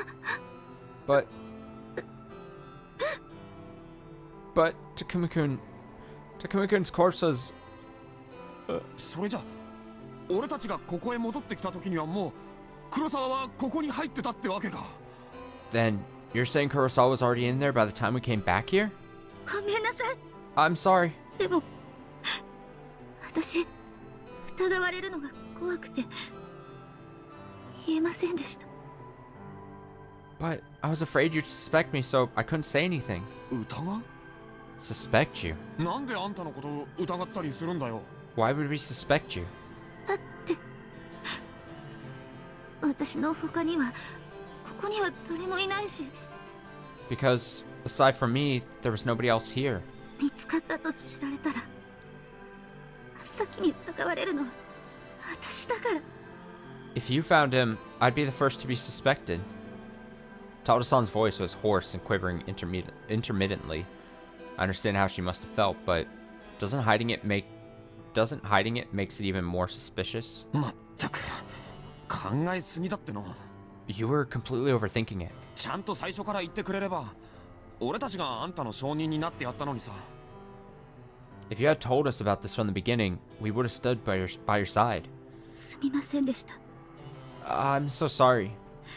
匠くんの死体を見たとき気が動転して何が何だかわからなくなって。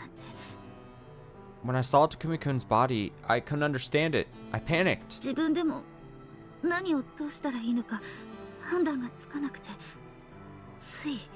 I was alone and didn't know what to do. For now, though still hesitant, that was enough to explain Toda-san's suspicious behavior. But regarding what happened afterwards and who killed Kurosawa... でも but... Just then, Otobe seemed to have regained his composure and spoke up while rubbing his neck. なんだオトベ。 What is it, Otobe? いえその Well, about that. それって変じゃないかなって。 Doesn't that sound a little strange? なんだよ変って。 What about it is strange? だって黒沢さんは鳥居のところで襲われたんですよね。 Because Kurosawa-san was attacked near the shrine gate, wasn't he? どうして犯人はこんなところに運び込んだんでしょう。 So why would the culprit bring him to a place like this? そういえばそうだよ Now that you mention it, that's true. あの銃撃戦の時、俺はずっと集会所の玄関にいた。 I was near the entrance of the assembly hall during the entire gunfight. 誰にも見られず、この部屋に死体を運び込むことなんて不可能なんじゃねえの？ There's no way that someone could have snuck a corpse in here without being seen, right? Thinking it over, a terrible thought crept up on me. It was an absolutely impossible situation for a murder. そうだ。そうだよ。 Right. That's right. いつの間に犯人は死体を運び込んだんだ？ When did the killer transport the corpse here? Without us noticing? わかりません。 I don't know. 鳥居で襲われた直後、皆さんが西宮殿に行って匠くんたちを探している間に、犯人はここに運び込んだのでしょうか。 Maybe it was right after the attack near the shrine gate, when everyone had gone to the ritual storehouse, or when you were out searching for Takumi-kun. Maybe that's when the killer brought him here. それじゃあ黒沢さんはあの時すでに殺されていた。 Then, even back then, Kurosawa-san was already dead? おい、待てよ。 Hey, wait. それもちょっとおかしくねえか？ Isn't that a little odd? 西宮殿に俺とみゆきちゃん、乙女もついていこうってことになったのは成り行きだぜ。 Miyuki-chan, Otobe and I very abruptly decided to tag along to go to the ritual storehouse, didn't we? もしも西宮殿に行かずにここに残るなんて誰かが言い出した場合には、犯人はどうするつもりだったんだよ。 What would the culprit have done if one of us decided to stay here instead of going to the ritual storehouse? 犯人の気持ちなんてわかりませんよ。 I can't imagine what the killer was thinking. Tawada-san muttered that, then hung her head. Looking at that, we all started to calm our emotional outburst. I can imagine what she's feeling. Finding a corpse right in front of us and setting aside our feelings of sympathy in order to start deducing the circumstances of the murder. Is that really human? Tawada-san approached Kurosawa's corpse and put both her hands on his face. もっと早くに出してあげればよかったね。 I should have brought you out sooner. ごめんね、匠くん。 Sorry, Takumi-kun. Though Kurosawa's face was pale, he looked like he was simply asleep and feeling unwell. But the reality was far more cruel. 匠くん、 Takumi-kun? 疑われるのが怖いだなんて、そんなのダメだよね。 I was afraid of being suspected, so I did something terrible. ダメだったよね。 I did something terrible. ごめんね、匠くん。 I'm sorry, Takumi-kun. Right after she said that, tears came spilling out of Tawada-san once again. But the next moment, 見たところ傷はどこにもないようじゃないか。 it looks like there aren't any visible wounds. 黒沢匠はどうやって死んだんだろうね。 So, what killed Takumi Kurosawa? Huh? 単純な疑問さ。 It's a simple question. 気になって当然だろ。 Isn't it natural to wonder? 園崎さん、そういうこと言うのは今はやめた方が。 Sonozaki-san, now may not be the best time to say something like that. おかしいからおかしいって言ってるんだよ。 But it's strange, so I'm telling you it's strange. Sonozaki-san paid no heed to my attempts to keep her in check and continued making her point. 黒沢匠はどうやって殺されちまったんだろうね。 How was Takumi Kurosawa killed? 刺されたんなら血が出るだろうし、石段から突き落とされたんなら体中泥だらけのはずだろう。 If he was stabbed, there would have been bleeding. And if he was pushed around near the stone steps, there would have been mud on his body, right? なのにこの死体は嫌に綺麗だ。 And yet, his corpse is perfectly clean. どうしてだろうね。 Why is that? 言われてみれば。 Yeah, now that you mention it, that certainly seemed to be the case. When I looked at his feet, I couldn't see even a trace of mud on his socks or the hem of his pants. 見たところ、この男には何の痕跡もない。 There are no visible marks on this man. 死因は一体何なんだろうね。 So, what is the cause of death? そんな、どうしてでしょうね。 Why? How can that be? Tawada-san looked back and forth between Otobe and me. All Otobe and I could do was tilt our heads in bewilderment. Checking dead bodies was absolutely out of the question for me. I had no problem with living humans, but as soon as they die, they become a frightening object. What a way of putting that. Thinking about it that way, I was somewhat alarmed by Miyuki-chan's lack of aversion to looking over the corpse. Investigating corpses is not the kind of job for average people. Before long, Miyuki-chan seemed to finish her investigation. She looked back and spoke in an emotionless, clerical tone. 死因は絞殺です。 Cause of death is strangulation. 頸部に索状痕がありますから。 There are cord markings near his cervical vertebrae. Huh? Cord markings near his cervical vertebrae. Cervical vertebrae? Meaning his neck? And what are these cord markings? 索状痕はいわゆる細い縄状のもので強く締められた時に発生する痕跡です。 Cord markings are impressions left behind when a thin rope is tightened around a body. 主に首を絞めて窒息死させた際に皮膚に浮かび上がる形で見つけることができます。 These marks are typically found on the skin of the neck when someone is killed by strangulation. Yuki-chan could tell from our faces that we didn't understand, so she offered a detailed explanation. 残念ながら彼が死んだのは私たちが黒服たちとやり合っている時間じゃないですね。 Unfortunately, he couldn't have been killed while we were dealing with the men in black. そして西宮殿に行っている間でもない。 And he didn't die while we were in the ritual storehouse either. 死後硬直から見て黒沢くんが死んだのは昨晩の午後9時前後ってところでしょうか。 Judging by the state of rigor mortis, Kurosawa-kun died around 9 p.m. last night. 午後9時前後 Around 9 p.m.? I thought desperately about what Miyuki-chan said as I repeated her words back to her, until finally I realized. ちょっと待てよ。 Hold on. その時間なら俺たちがここへ来る前じゃないか。 Isn't that before we even arrived here? ですね。 Indeed. それは変ですよ。 But that's weird. だって見てますよ、僕たち。ね Because we all saw him. え、荒川さん。そうでしょ。 Right, Arakawa-san? Isn't that so? ここで黒沢さん、酔いつぶれて寝てたじゃないですか。 Kurosawa-san was sleeping here drunk, wasn't he? だから。 So... あ Atoe was so alarmed by my hysterical exclamation that he turned and looked me straight in the eyes. どうしたんですか？ What is it? もしかしてその時黒沢はもう Maybe at the time, Kurosawa was already... A horrifying thought came rushing out. Kurosawa, who was supposedly sleeping in the corner of the room after heavy drinking, was in fact already dead? If that's the case, then there's only one possibility. 十和田さんあんた Tawada-san, you... 私は知らない。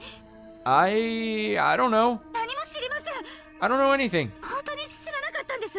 Seriously, I didn't know. いい加減にしなさいよ。 Enough already. Yuki-chan grabbed Tawada-san by the hand and looked her straight in the eyes. There was no longer any hint of a smile on her face. Her outrage was so horrifyingly powerful that even I was trembling a short distance away. もう一度だけ聞きます。 I'll ask you once more. 黒沢さんを殺したのは私たちがここへ来る前。 Kurosawa-san was killed before we even arrived here, そうよね。 right? Tawada-san's whole body was trembling, but even so, she continued forcefully shaking her head to deny it. 知りません。 I don't know. 私、本当に知りません。 Really, I don't know. 私じゃない。私はやってない。 It wasn't me. I didn't do it. お願いです。信じてください。 Please, believe me. Perhaps driven to her limit by that display, Yuki-chan turned on her heels and walked out of the room. And before I could even ask where she was going, she came back. In her hands, wrapped in a handkerchief, she had a rope roughly 1 meter long. それは That's... さっき台所のゴミ箱の中から見つけたの。 Wow, so... I found this in the kitchen trash can earlier. 巧妙に隠してあったから見つけたのは本当に偶然だったけどね。 It was very well hidden, so it was really just a coincidence that I found it. これを警察に届ければ黒沢くんの頸部の皮膚片は確実に出てくる。 If we give this to the police, we're sure they'll find traces of the skin from Kurosawa-kun's neck. そしていけないわね。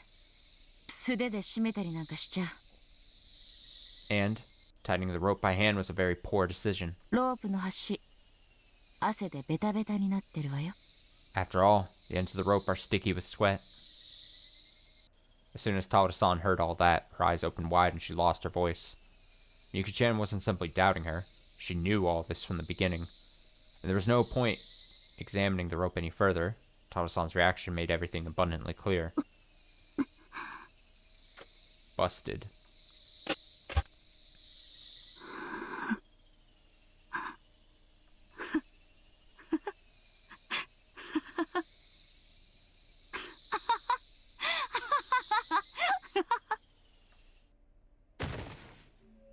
Oh, man. Alright, I'm gonna throw up a BRB. We'll do the BRB now. Obviously, we'll keep reading after this. But, yeah. Gotta get some more and stuff, so. I will be back shortly.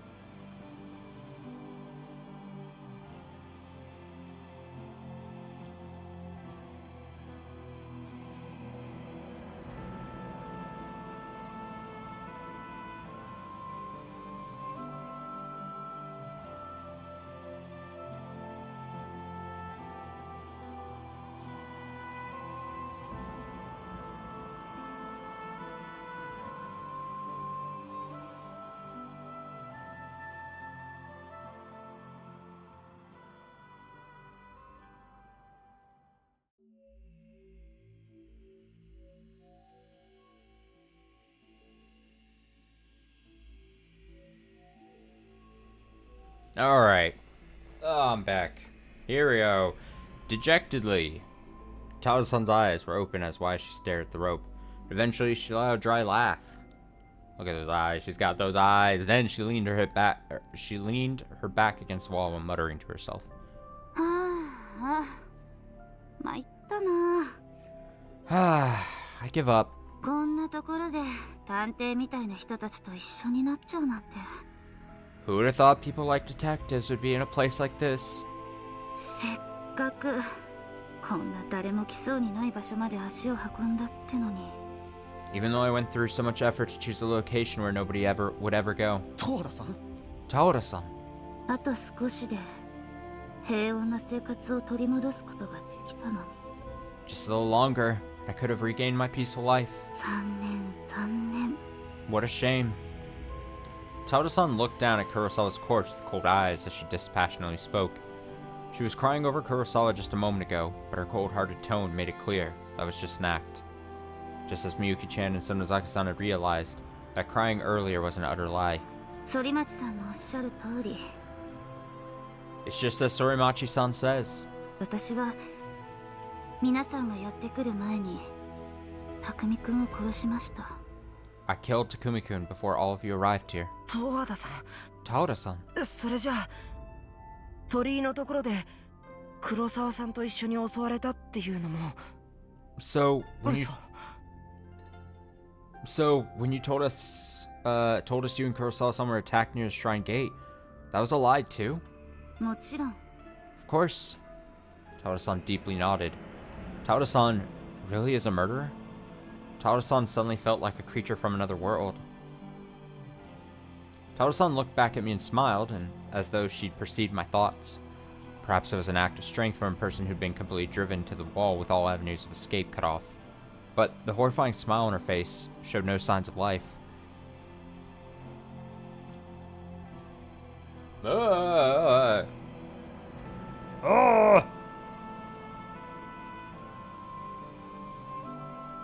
She's a freak. No, here's the thing. Just like Atobe, I'm sure she has a 俺に story は意味わかんねえよ。 that will try to explain away, you know, what she did.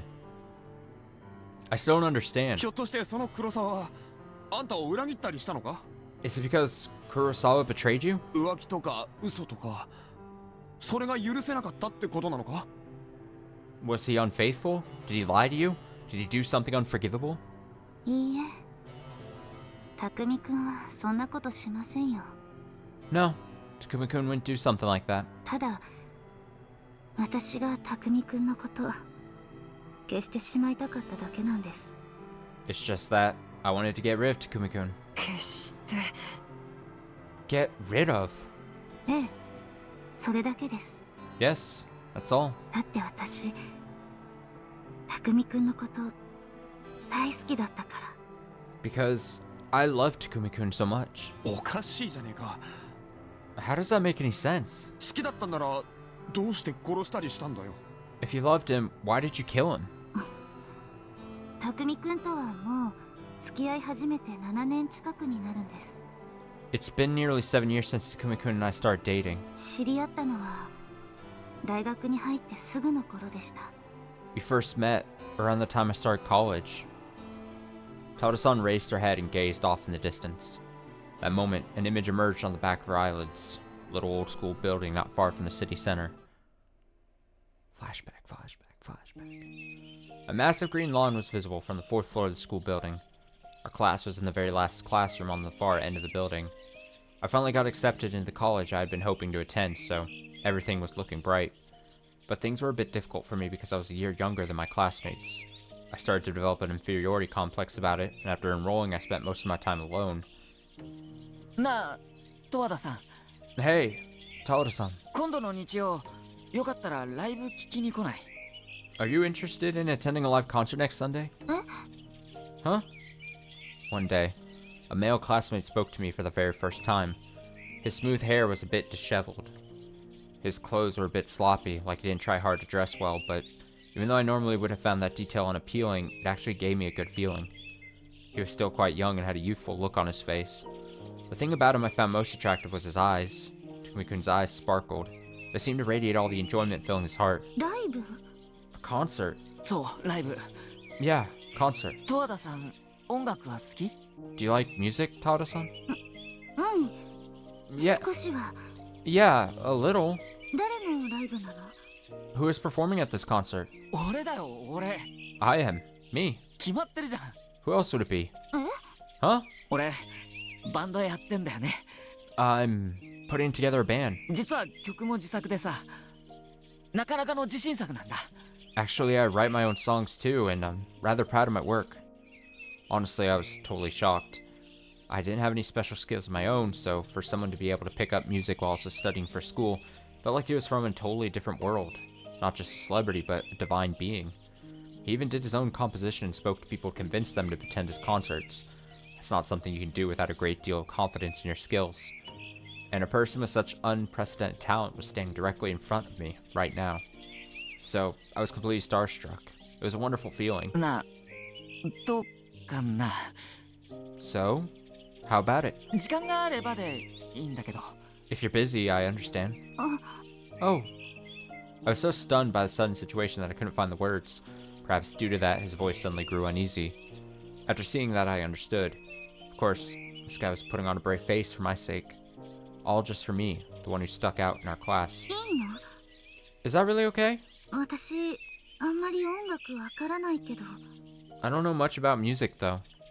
いいよもちろん Of course, that's fine. 絶対損させないから It'll 約 be 束する It'll be great, I promise. As soon as I responded that it was okay, he put out on a huge bright smile.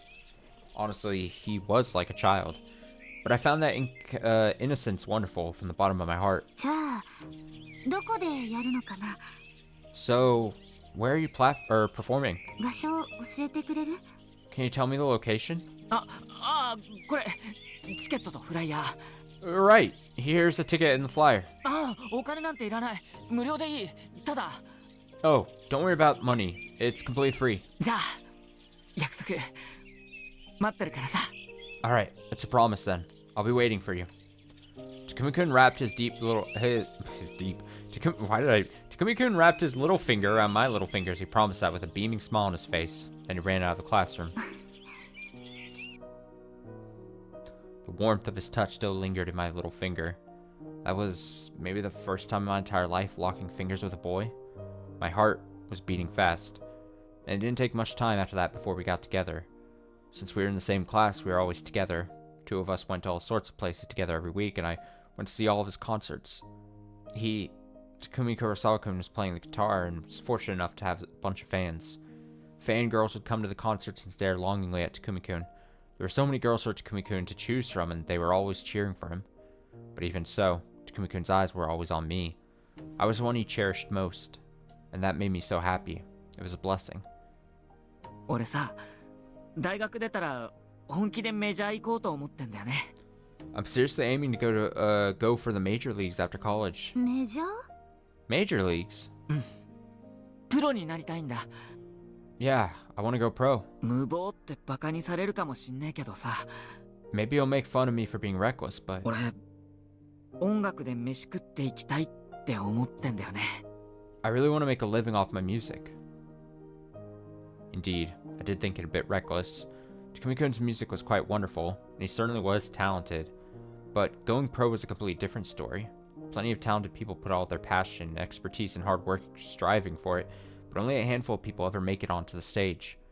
And even if that major debut did come to fruition, and he was able to live off of it, there'd still be fierce competition waiting for him every single day. Plus, this isn't the sort of world where you're rewarded simply because you put in a lot of effort. After all, everyone else is working hard too, naturally. Could he really make his dreams come true in this callous, ruthless world? 私よくわかんないけどプロになるのって大変なんじゃない I don't really understand it, but isn't it hard to make it as a professional? 大丈夫なの Will it really be alright? まあね Well, that's true. でもガキの頃から書き溜めた詩がいっぱいあるからさ But I've got tons of lyrics I've been writing since I was a kid. あとはそれに曲つけるだけなんだ All that's left is to put music to them. 結構自信作なんだぜ I'm rather confident in my work, you know? 八重もいいって言ってくれただろ Plus, you told me it was good, didn't you, Yai? Yay? うん Yay? Yay? Yeah. まあ確かにしばらくはバイトで生活費を稼ぐ生活になると思うけど。 Well, I'm sure I'll have to keep working on my part-time job for a little bit to pay the bills. 八重がそばにいてくれて音楽だけやって暮らしていけたら俺は幸せなんだ。 As long as you're with me, I can make a living just playing my music. I'll be happy. I read this weird when we got it before too. The sentence, I kept making mistakes of it. As long as you're with me, Yai, and I can make a living just playing my music, I'll be happy. It's like the way it's broken up. 他には何も望まない。 I couldn't ask for anything else. だから頑張れると思うんだ。 So, I think I'll just have to work hard. I enjoyed hearing Takumi-kun talk about his dreams. Somehow it felt different from anyone else. He wasn't swayed by the whims of the world. Takumi-kun had his own values and he decided for himself how he wanted to live. I was confident that he would be able to manage. He's Takumi-kun. Surely he'll be able to make his dreams come true. At least, I thought so. Takumi-kun's eyes glittered and sparkled anytime he told me about his future ambitions. If we ever move in together, I want to get a dachshund. I'd like to live near a big park and try doing the radio exercise together every morning, even as we grow old. I want to play a concert at the Budokan and propose to you right after finishing my best song. He was seriously considering these things, laughing like a child all the while. But despite that, I was feeling the opposite. I was quite anxious. If he really does make a big hit and become a celebrity, he'll be surrounded by fans and other stars. If that were to happen, would Takumi-kun's feelings for me stay the same? I believe that he loves me very much right now, but as his position changes, his perspective will change, and his values along with it. When that happens, will I be able to follow him? Or will he leave me behind? That dreadful future haunted my thoughts, sometimes even my dreams. And so, there came a day when I asked him about it. ねえ、匠くん。 Hey, Takumi-kun. もし世界がとっても大変な状況になって、音楽か私かどっちかしか選べないってなったら、どうする? Finally, someone reading the console arcs. Yeah. Hey, when I committed to it, I was like, I'm doing it all. I don't half-ass anything. I'm reading them all. You know? It's taken a lot of extra time, but and sometimes I'm like, maybe it's a bit too much, but I'm doing it. Most of them have been good though. There have been a couple duds so far in I would say in the journey of the console arcs, but like this one has been, I think, quite interesting. A little bit of a bummer in today's session, but you know, some heavy topics, but you know. Takumi-kun, if some horrible disaster plagued our world and forced you to choose between your music or me, which would you choose? なんだよそれ。 Huh? What is this? どういう意味? What is that supposed to mean? ちょっとね。Well... テレビでそんな話、昨日やってたから。I saw a story like that on the TV the other day. That was a lie, of course. Truly was a ridiculous, nonsensical question. Let's see. Yoigoshi has a manga adaptation too, but it's quite different. Oh, interesting. Interesting. I don't think either I didn't know that at all, or maybe I probably, if I did know that at some point, then it was back when I researched everything like a year and a half ago now at this point. It feels like when I started the whole thing. But I'd be curious to see what it is. Gonna follow you. I'll be waiting for Miyatsukoshi. Okay, cool, dope.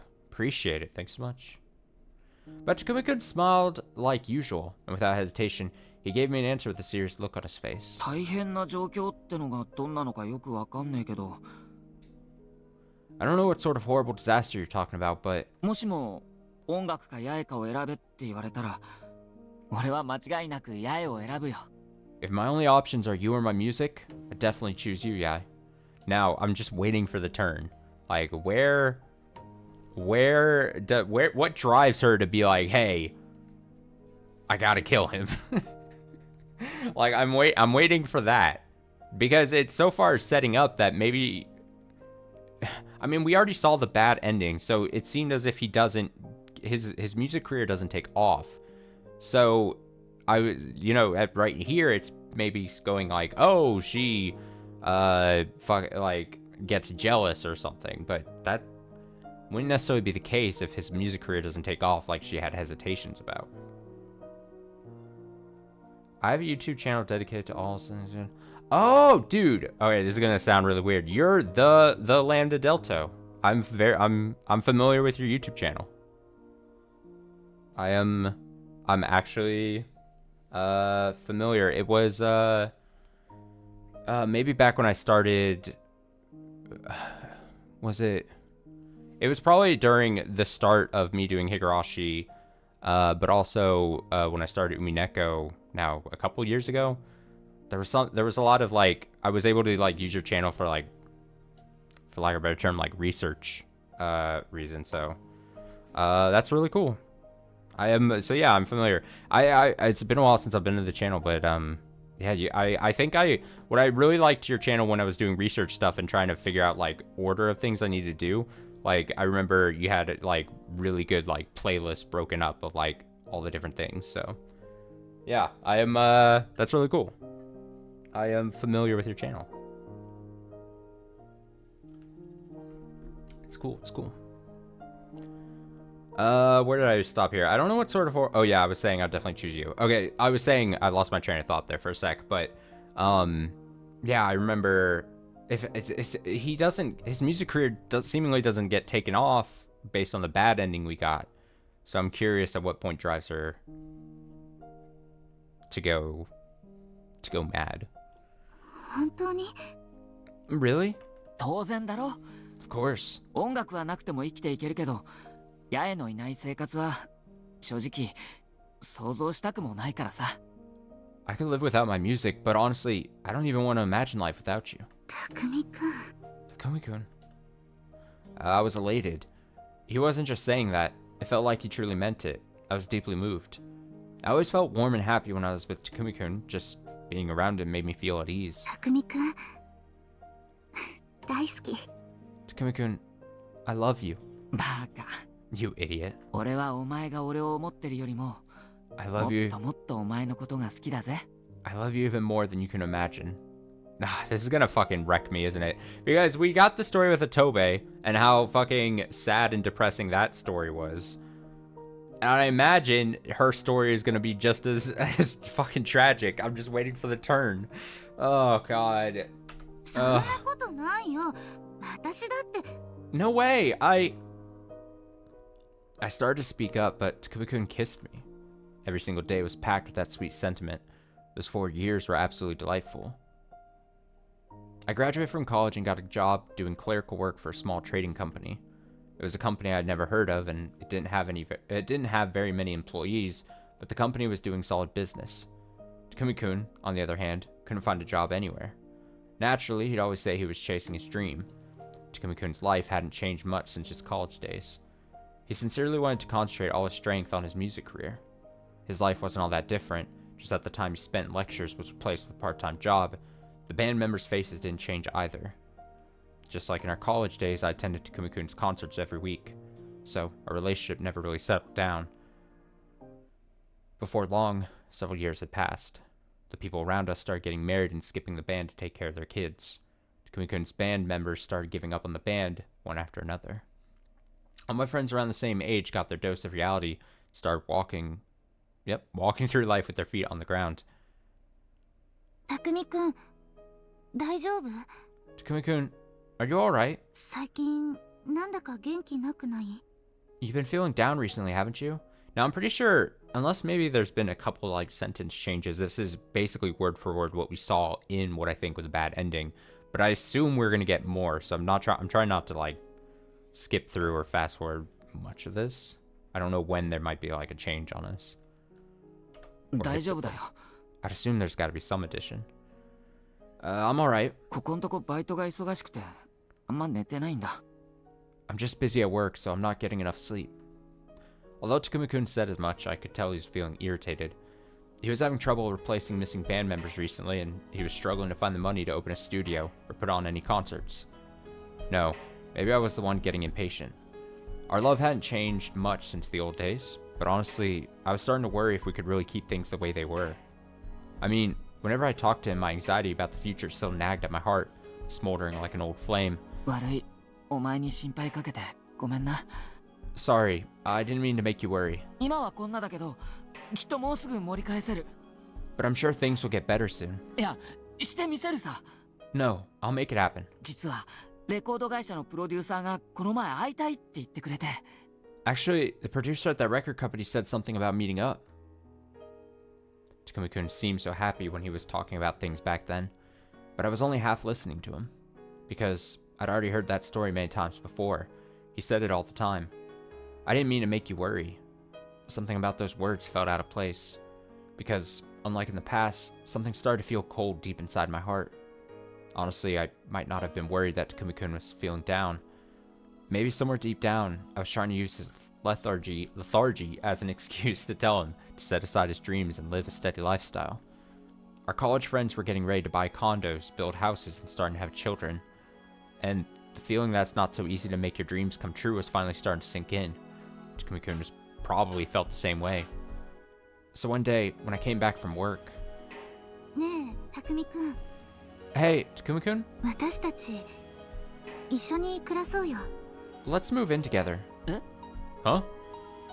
I was the one to suggest it, but the suggestion wasn't born from kindness or love. By being just a little closer to him, I could set aside my helpless impatience, my frustrations, my anxiety about the future. I could fill all the holes in my heart. 二人で暮らせば、生活費も半分で済むし。 If we live together, our expenses will be cut in half. ちゃんと自炊すれば、お金だって節約できるよ。 And if we cook for ourselves properly, we can save a lot of money there too. その分を音楽活動に使っていけば、心配も少しは軽くなると思うから。 If we put some of that money toward your music career, maybe it'll make your troubles a little lighter. いいのか?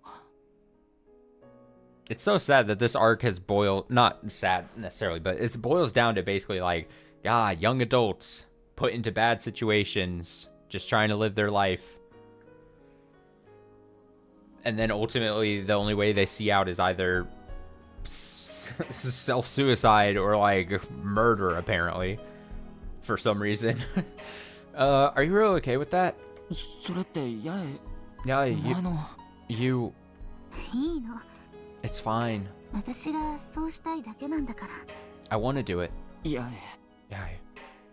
Takumi-kun didn't answer right away. Seemed natural. Regardless of how I felt about it, it'd be formally agreeing to cover part of his expenses. No, perhaps almost all of them. But I'd already decided, and I was fine with it. 匠くんは私にできないものを持っている。 Takumi-kun, you're able to do things I could never do. 私なら目指すどころか思い立つこともできないすごい才能がある。 You have incredible talent beyond my imagination. I think this arc's very depressing and mental. Yeah, dude, I you know, I'm reading this all for the first time and all, and we've been going slowly through these console arcs. Some of them, like I said, I've had more enjoyment than others. And I was like, when we originally got this, and this was my first time in a console arc where we're having, like, mostly focus on characters outside of the main cast, I guess, easiest way of putting it. So I was like, oh, am I not gonna have that attachment or something? But now I kind of like the concept of like, oh, here's just a tangential story kind of outside the main timeline kind of thing with, like I said, actually some compelling characters. And like I said, this stream tonight was like where we get like Atoe's background and now this, and it's actually kind of impactful. だから私は応援したいの。 It defied my expectations, I would say, so far. So I want to support you. 私一人では絶対見ることのできない世界。あなたのそばで少しでも一緒に見ることができたらダメかな? There's a world out there I could never see on my own, but if I could even see a little of it standing by your side, would that be so bad? ダメだなんて。 No. でも。 No, but きっと叶う。 I'm sure it'll happen. 大丈夫だよ。私だけは信じてる。 It's alright. I believe in you. だから、匠くんのことも信じさせて。 So let me make you believe too, Takumi-kun. あなたが今見ている素敵な夢の世界を。 In the lovely world from your dreams you're having now. Yeah. Yay. How sweet. Then Takumi-kun hugged me so tight that it hurt, and cried just a little, despite the pain in my arms, despite the burning of those teardrops. I felt happy. Yes, I truly did feel happy. And the guilt of the cold, sinful emotions I had begun to embrace just felt a little bit lighter. And then we started living together. There are all sorts of problems that came from the two of us living together, and it was more difficult than I thought. But I was all blown away by the tremendous joy I got out of it. Really, amazingly so. Looking back on it, I was like a child. Still, Takumi-kun was always so kind. On paydays, he could always bring home my favorite cake. He was happy to help out with the cooking and laundry. When I came home tired after a tedious day at work, he'd listen to my stories and comfort me, encourage me. Just remembering those days brings a tear to my eye. We were so full of love. Those days were irreplaceable. Really, there was no mistaking that. It was a fact. 俺、八重に迷惑はかけたくないからさ。I don't want to be a bother for you, Yai. お互い不満があったらちゃんと口に出して言おうな。If you're unhappy, you're allowed to tell me about it, you know? Yeah. 八重、俺がメジャーデビューした時、きっと隣にいてくれるよな。Yai, you'll still be standing by my side when I make my major debut, right? 当然でしょ。 Well, of course. 私が匠くんのファン第1号なんだからね。 After all, I'm your number one fan, Takumi-kun. Every time I said that, a dull pain coursed through my chest. I responded that way automatically, but another part of myself was gradually beginning to feel otherwise. That other me watched Takumi-kun with cold eyes as he continued dreaming of making his major debut.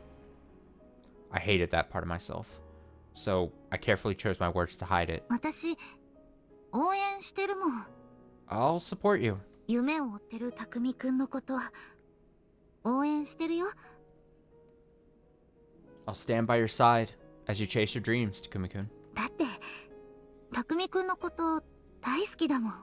Because I love you, Takumi-kun. 八重が信じてくれているから、俺頑張ろうって思えるんだ。Your faith in me gives me the strength to keep chasing those dreams. お前がいるから頑張れる。Your presence is what keeps me going. 八重、いつもありがと Yay, thanks for everything. う。愛してる。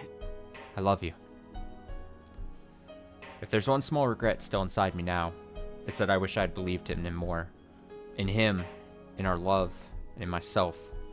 Love and dreams were all we had, but I didn't need anything more to be happy. If I could have gone on living, bathed in that warm fantasy, treasuring that precious, gentle time, maybe this outcome wouldn't have transpired. One of the light bulbs burned out in this dimly lit assembly hall. Tawada-san briefly paused her story to gently gaze down at Kurosawa's face. When I glanced at my watch, the time was now 3 a.m. Oh, 幸せそうだったのに。 they're pulling an all-nighter here. You seem so happy. どうしてこんなことに。 So, why did it come to this? そんな甘い日々は長くは続かなかったから。 Those sweet days didn't go on for long. 匠くん変わっちゃったんですよ。 Unfortunately, Takumi-kun changed. Tawada-san shook her head self-derisively. One day, I came home from work to find Takumi-kun skipping work and drinking alcohol. Oh no. It's happening. どうしたの？ What's going on? 今日バイトは？ Don't you have work today? 休み。 I took a day off. Huh? He spoke like he was flinging the words at me. Of course, there was no reason for him to suddenly take a day off. It's good to get a little time off, but he didn't have the vacation time to spare. 何か嫌なことがあったのかな？ I wonder if something is wrong. I was rather tired after work that evening, but I wanted Takumi-kun to feel better, so I ran to the supermarket and prepared a feast. But Takumi-kun didn't say another word. I wondered what happened, but in the end he never told me. Even though just a few weeks earlier he would have grumbled out a few complaints about what was bothering him, and then would have cheered up at least a little once he got it off his chest. 俺、八重に迷惑はかけたくないからさ。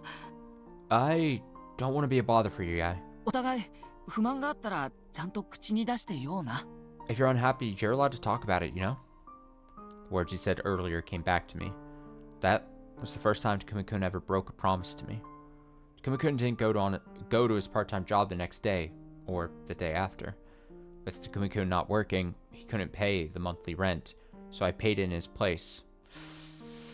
Oh god, oh jeez. After that day, I made every rent payment myself. Oh god, Takumi-kun never said anything about it. He didn't say anything. Before long, I started paying the water and electric bills and even covered the cost of our meals. Takumi-kun would wake up around noon to work on his composition and write lyrics. That was enough to keep me convinced. I was able to encourage myself to keep working hard. But one day, the song he wrote was so disconnected I couldn't even bring myself to listen to it. Unfortunately, I let a few words slip out. What is this? It's weird. I never imagined how much that one statement could trample his motivation and self-esteem. As a result, he never wrote any more songs after that. He simply spent all day drinking alcohol. I, on the other hand, spent every day struggling to keep up with my office work. It wasn't fun at all. I smiled even when I didn't want to around superiors and coworkers, and the stress of communicating with junior colleagues piled up. While I continued living that lifestyle, Takumi-kun was living an easygoing lifestyle more akin to retirement. Over time, I gradually started feeling stressed around him too. ねえ、匠くん、働かないの? Hey, Takumi-kun, still not working? 働くよ。I'll work. 今、ちょっと疲れてんだ。I'm just a little tired right now. そう。I see. いろいろ世話になってて悪いな。Sorry for all the trouble. 近いうちに絶対、八重も驚くようないい曲を作ってみせるからさ。Soon I'll definitely make a song so good it'll shock you, Yae. いいの。Okay, that's good. 楽しみにしてるから。Looking forward to it. I was annoyed with myself for saying that's good. I really should have said that's not good at all. And I thought about sharing my honest feelings with him, but I couldn't bring myself to say it. Takumi-kun is doing his best to make his dreams come true, so I have to support him. I have to work harder. I need to be more patient. Right, as long as I can endure this. If I love Takumi-kun, I have to endure this. God, relationship woes. God, like I said earlier, but Tobi's side, we have young adult, money problems, trying to strike it out on your own, doesn't want to live where he grew up kind of thing. And then on this side, we have relationship stuff, and it's all just, my heart, it hurts. I'm being inflicted damage through this story. But it's gradually getting harder to maintain this lifestyle. That much was a fact. I mean, this is technically financial problems too, just in a different sense. The other one was a lot worse. This one's also a burden though. More and more friends were getting married and having children. Even when I spoke with them, it was difficult to maintain a conversation. Couldn't help but envy our friends for having families and happy lives. So I gradually fell out of touch with those friends. Started feeling really lonely. If things stayed the way they were with Takumi-kun, having a child would be rather difficult. It took a tremendous amount of work and my entire salary to take care of Takumi-kun, so raising a child on top of that was so absolutely impossible. It was heartbreaking. But it must be even more painful for Takumi-kun. None of his hard work is ever recognized, even after doing so much to make his dreams come true. All that struggling, only to fail. He must be tormented by that frustration every single day. So, his hardships I'm enduring are no big deal. No big deal. Really, though? Is Takumi-kun really in that much pain? After all, he spends all day sleeping and lazing about, doesn't he? He's not even writing songs anymore. His skills have gotten dull, his instruments have fallen out of tune, and now they're collecting dust in the corner of the room, aren't they? How is that difficult? How is that painful? And all the while, I've been gritting my teeth and doing my best to endure it? Working until my body felt heavy every single day at a job that wasn't what I had hoped it would be, all for Takumi-kun's sake? Does Takumi-kun not understand how much I'm suffering? Does he truly comprehend how desperately I've worked to endure it? It's not normal. It's unfair. Why? Why do I alone need to be patient when Takumi-kun is off doing whatever he likes? How much longer do I have to put up with this? Until tomorrow? The next day? Another year? Or maybe forever? In the meantime, my birthday had arrived.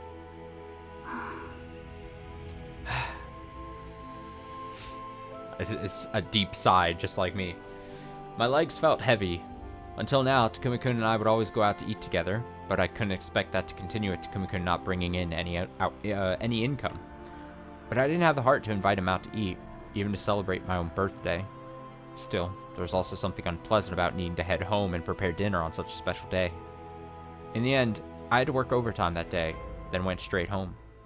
I had forgotten it was my birthday, and I'm sure Takumi-kun forgot too. No, I was just pretending to forget. Tadaima.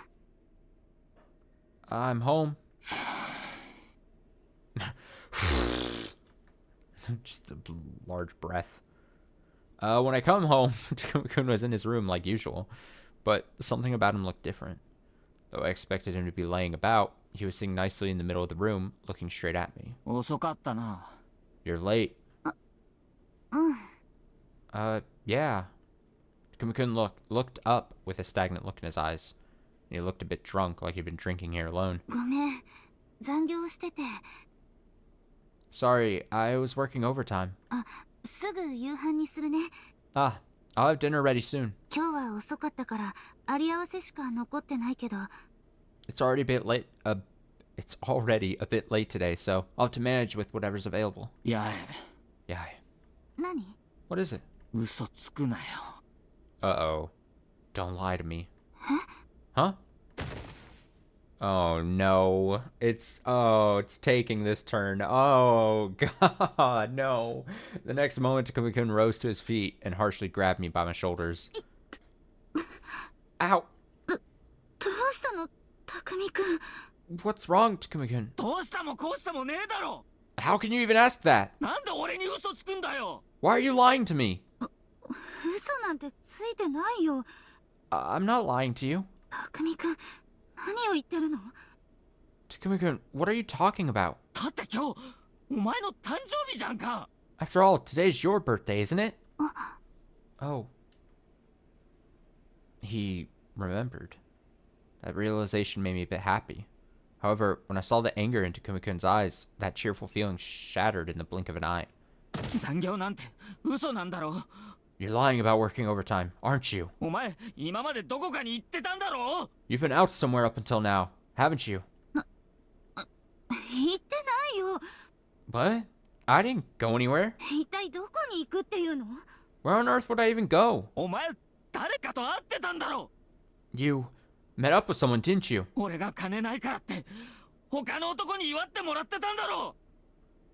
I don't have any money, so you went out celebrating with another man?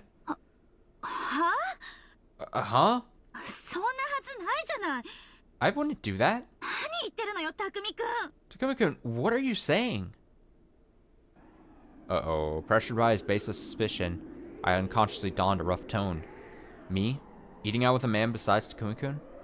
Ridiculous. There must be some misunderstanding. Would I have come home in such a melancholy mood if that were the case? Just hearing Takumi-kun say that made me feel miserable. Even though I've been working so hard. I've been patiently enduring this, all for Takumi-kun's sake. How could he say that to me? You? Huh? What about you, Takumi-kun? No more. No more. I can't take anymore. What is that supposed to mean? Hey, Takumi-kun.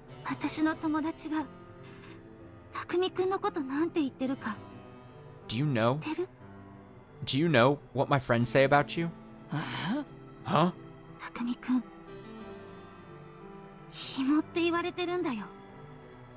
Takumi-kun, they call you a leech. The expression in Takumi-kun's eyes changed. I finally calmed down after saying that and immediately came to regret it.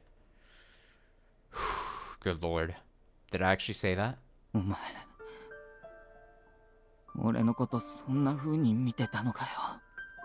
You... Is that how you see me? 違う、私じゃなくて、友達が。 No, it wasn't me. My friends. Tormented by guilt, I turned away to avoid looking Takumi-kun in the eyes. Right then, I felt a violent impact on my cheek. It was only after I stumbled back into the wall that I realized Takumi-kun had slapped me on the cheek. For the first time ever, Takumi-kun hit me for the very first time. Takumi-kun? What? Takumi-kun? Ah, 悪かったな。 Well, excuse me? そうやってお前、前からずっと俺のこと内心でバカにしてたんだろ。 Deep down, you've been looking down on me this whole time, haven't you? 知ってるよ、そんな噂。 I already knew those rumors. この近所のババアどももそんなこと言ってたしな。 The old hags in the neighborhood have been saying as much. お前なんかに言われなくたって知ってんだよ。 I don't need someone like you telling me as much. お前の顔にもちゃんとそう書いてあるしな。 Your face said it well enough. Then Takumi-kun grabbed me by the hair and tossed me to the floor. Oh boy. It's one of those streams, one of those Higurashi parts where it's like content warning heavily, abuse, suicide, depression, all the things. Oh, that sound effect. Stop it. What are you doing? Just as I started suffocating, I came to realize this was reality, and my field of view darkened over, thanks to the spine-chilling fear and despair. 俺のこと、俺の夢見守るとか言いながら、俺のことずっと見下してたんだろ。 Even as you said you'd watch over my dreams, you've been looking down on me all this time, haven't you? どうせ俺は社会のクズだよ。 After all, I'm a scum of society. お前とはどうせ違うよ。 I'm not like you. 俺がいると優越感に浸れるからいい気分だろう。 You enjoy the sense of superiority you feel around me, don't you? Takumi-kun. That's not, I was trying to drink some water there. I had never seen Takumi-kun like that before. I couldn't believe it. Takumi-kun was always so kind, so to hear him use such foul language and to get violent with me was incredibly shocking. この野郎。てめえ。やめて。畜生。バカにしやがって。なあ。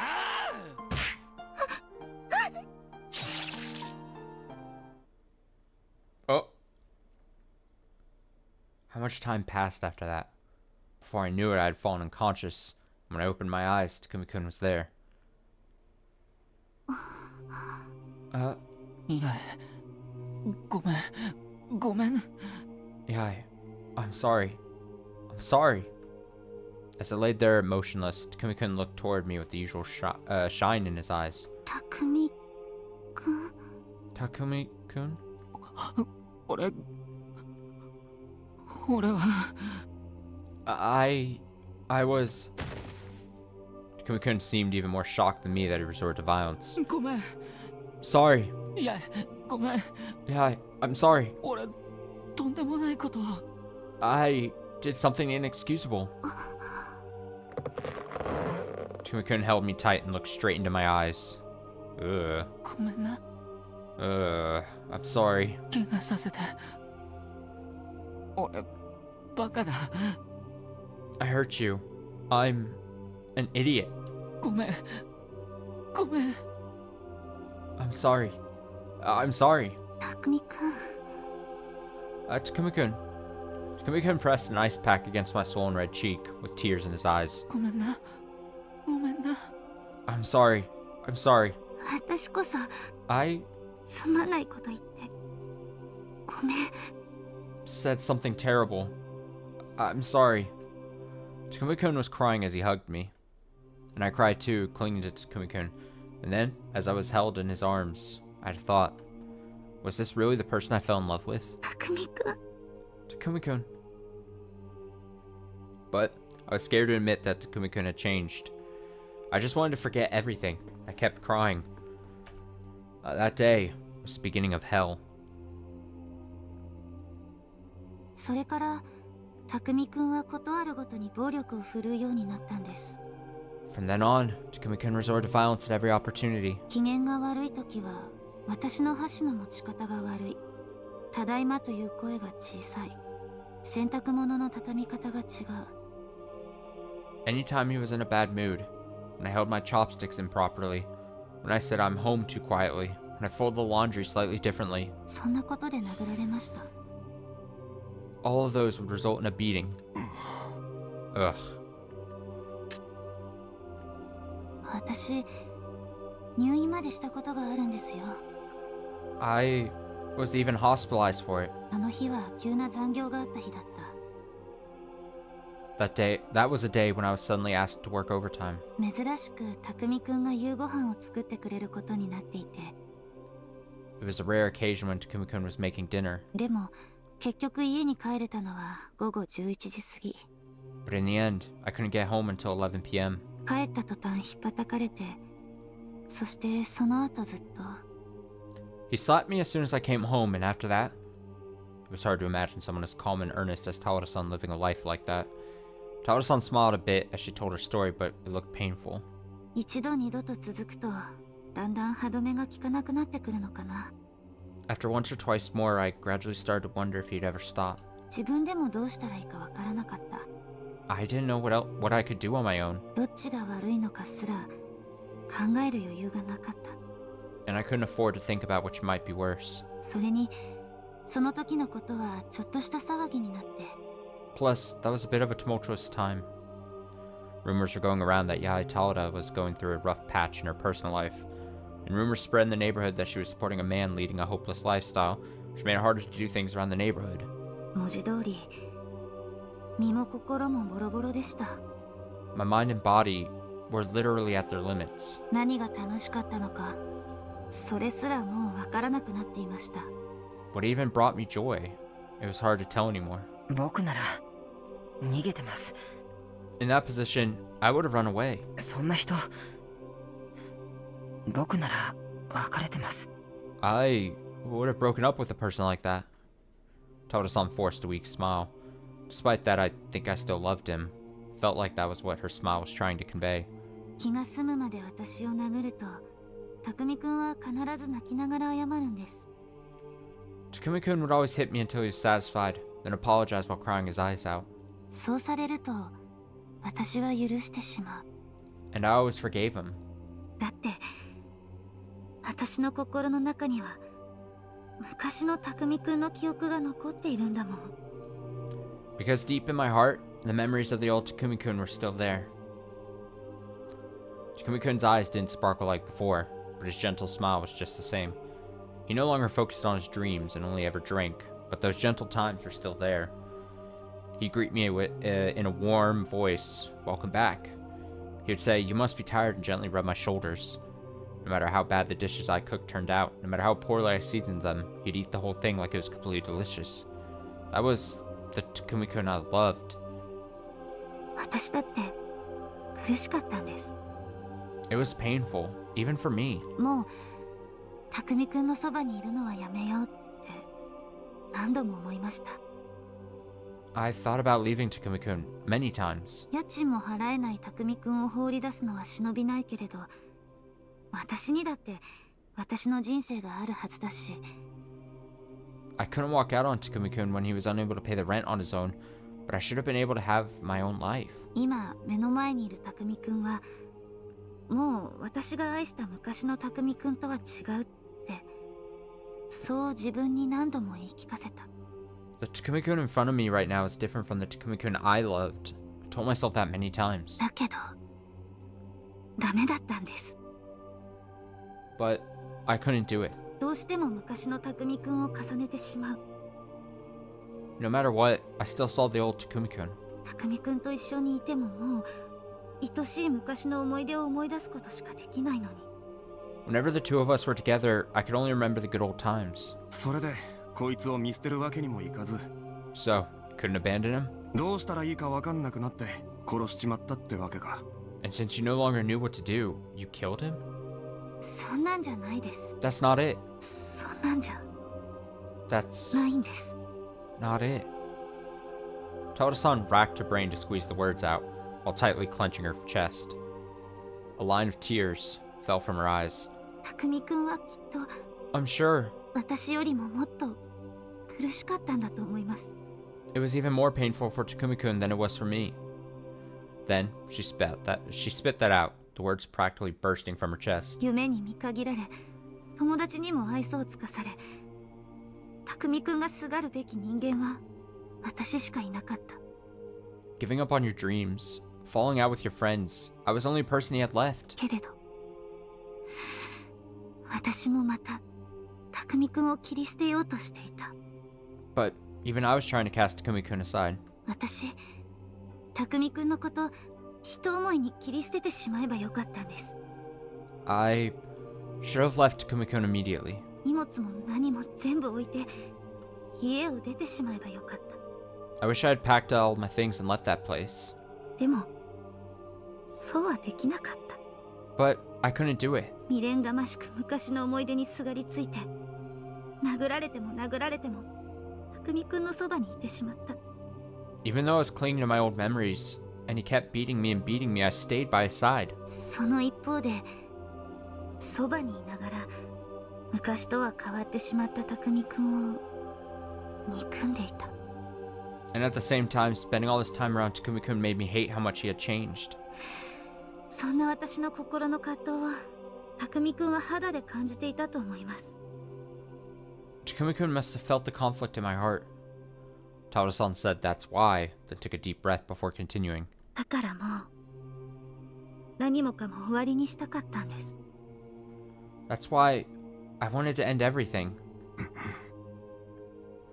楽しかった思い出も、それを塗りつぶしてあまりあるどうしようもなく辛い今も、匠くんさえいなくなれば全部消える。 Those lovely memories, the painful ones from recent times trying to drown them out, and even Takumi-kun himself all had to disappear. だから匠くんを消したんです。 And so, I got rid of Takumi-kun. 死んだら楽しかった思い出だけを心に残して楽になれるって信じて。 After his death, only those happy memories would be left behind, and I'd be able to rest easy. That's what I believe. そんな身勝手な言い分が通るかよ。 Like hell, a selfish excuse like that will fly. 結局あんたは自分のやったことをなんだかんだと理由つけて正当化してるだけじゃないか。 In the end, you're just making excuses to justify what you've done. Alright, so our main guy here, not sympathetic to being abused in a relationship, apparently. Noted. Noted. Duly noted. Without thinking, I got fired up and shouted that. As far as I was concerned, Tauda-san's explanation was nothing more than self-satisfaction. No matter what excuses she made, no matter how beautifully she portrayed it, murder is murder. Nothing more, nothing less. Still, she didn't look the least bit scared like she was up until a moment ago. She spoke quietly with a cold expression, like the spirit possessing her had finally let go. ええ、そうですよ。 Yes, that's true. でも、それは私が自分で選んで、自分で決めた選択。 But I decided this on my own. This was my choice. そうすることがお互いにとって幸せだって私は決めたから。 I decided this so that both of us could be happy. 自分で決めたことを自分でやり遂げただけです。 So, I set out to accomplish the goal I planned out. 嫌なことは全部消したんです。 To get rid of all the unpleasant things. そして私は実行に移した。 And I put my plan into motion. Right around that time, the Weekly 7 released the Occult Special Edition. She just happened to read it, and that was the turning point, where she finally formulated her plan. 観光地化されていなくて自然がいっぱいあってとってもいいところなんだって。There is a sick little twisted aspect to this, and it was brought up when we got Otobe's story. But our main character is like, man, I never would have thought me putting out that story would cause people to flock to this to, like, go out on a suicide mission kind of thing. And now he's learning that, like, oh, it's like the tie here is that also Talada saw my thing, and she was like, I'm gonna go kill him there. There's like a sick, twisted part to that whole thing. It's really a nice place. It's surrounded by nature and won't be filled with tourists. こういうところに行ったら気分が変わるかも。 If we go to a place like that, maybe your mood will turn around. 一緒に行かない？ Let's go together. What do you say? そんな風に誘ったら、匠くんは喜んでついてきました。 Takumi-kun gladly took me up on that offer. あとは彼に睡眠薬を入れたお酒を飲ませて酔いつぶれたところを絞め殺しておしまい。 I let him drink alcohol laced with sleeping pills, then strangled him to death while he was helplessly intoxicated, and it was all over. でもまさかこの無人の廃村で明かりを見つけてやってくる人がいるなんて。 But I did 誤 make 算でした。 But I did make one miscalculation. Since this was an abandoned village, I assumed nobody would notice the lights here. As Tawada-san told us her story, it seemed like deep down she made peace with her past. When she finished her long tale of the past, she looked relieved. 人殺しはいけないことだって知ってます。 I know that murder is wrong. 私だってしたくなんかなかったし、これからもしないと思います。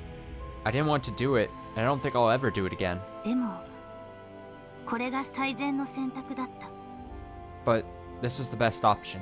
他に方法なんて何もなかった。 There was no other way. なんて女だよ。 You're insane. だって私今とっても清々しい気持ちなんですよ。 Because it feels so refreshing now, you know? それこそが私の選択が間違ってなんかいなかった証拠。 That alone is proof I didn't make the wrong choice. 無理をして自分の気持ちを押し隠していても結局不幸が積み重なるだけ。 If you push yourself too hard and keep your feelings to yourself, in the end the unhappiness will only pile up. それに匠くんは苦しみから解放されて私も過去を清算できた。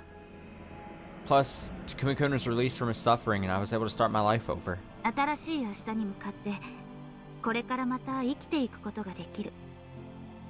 From now on, I'll be able to live my life facing a brand new tomorrow. お互いにとって幸せな結末だった。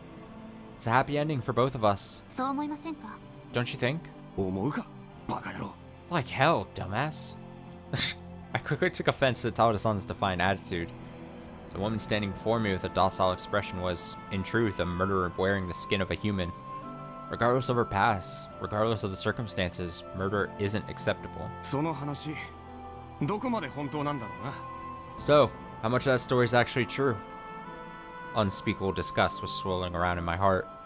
No matter the context, no matter the situation, there was no righteous reason for depriving another human being of their life. She kept talking about what she did without a hint of remorse or discomfort. だいたい人殺しの言うことなんて信用できねえよな。 In general, it's best not to trust anything a murderer says. 暴力受けてたっていうのも本当のところはどうだか。 You say he was violent, but how much of that was the truth? 本当はなんかもっと醜い理由があるんじゃねえの？ In reality, you had a far more ugly motive, right? 死んじまった人間は何も語らねえからな。 A dead man can't tell his side of the story, after all. As harsh and, what's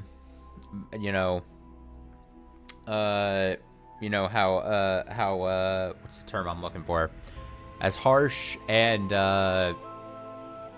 rough as this is coming across from him, he's technically true in saying, like, hey, I mean, like, he's dead. He can't say that, like, that's just a fabricated story or anything. It's a true point.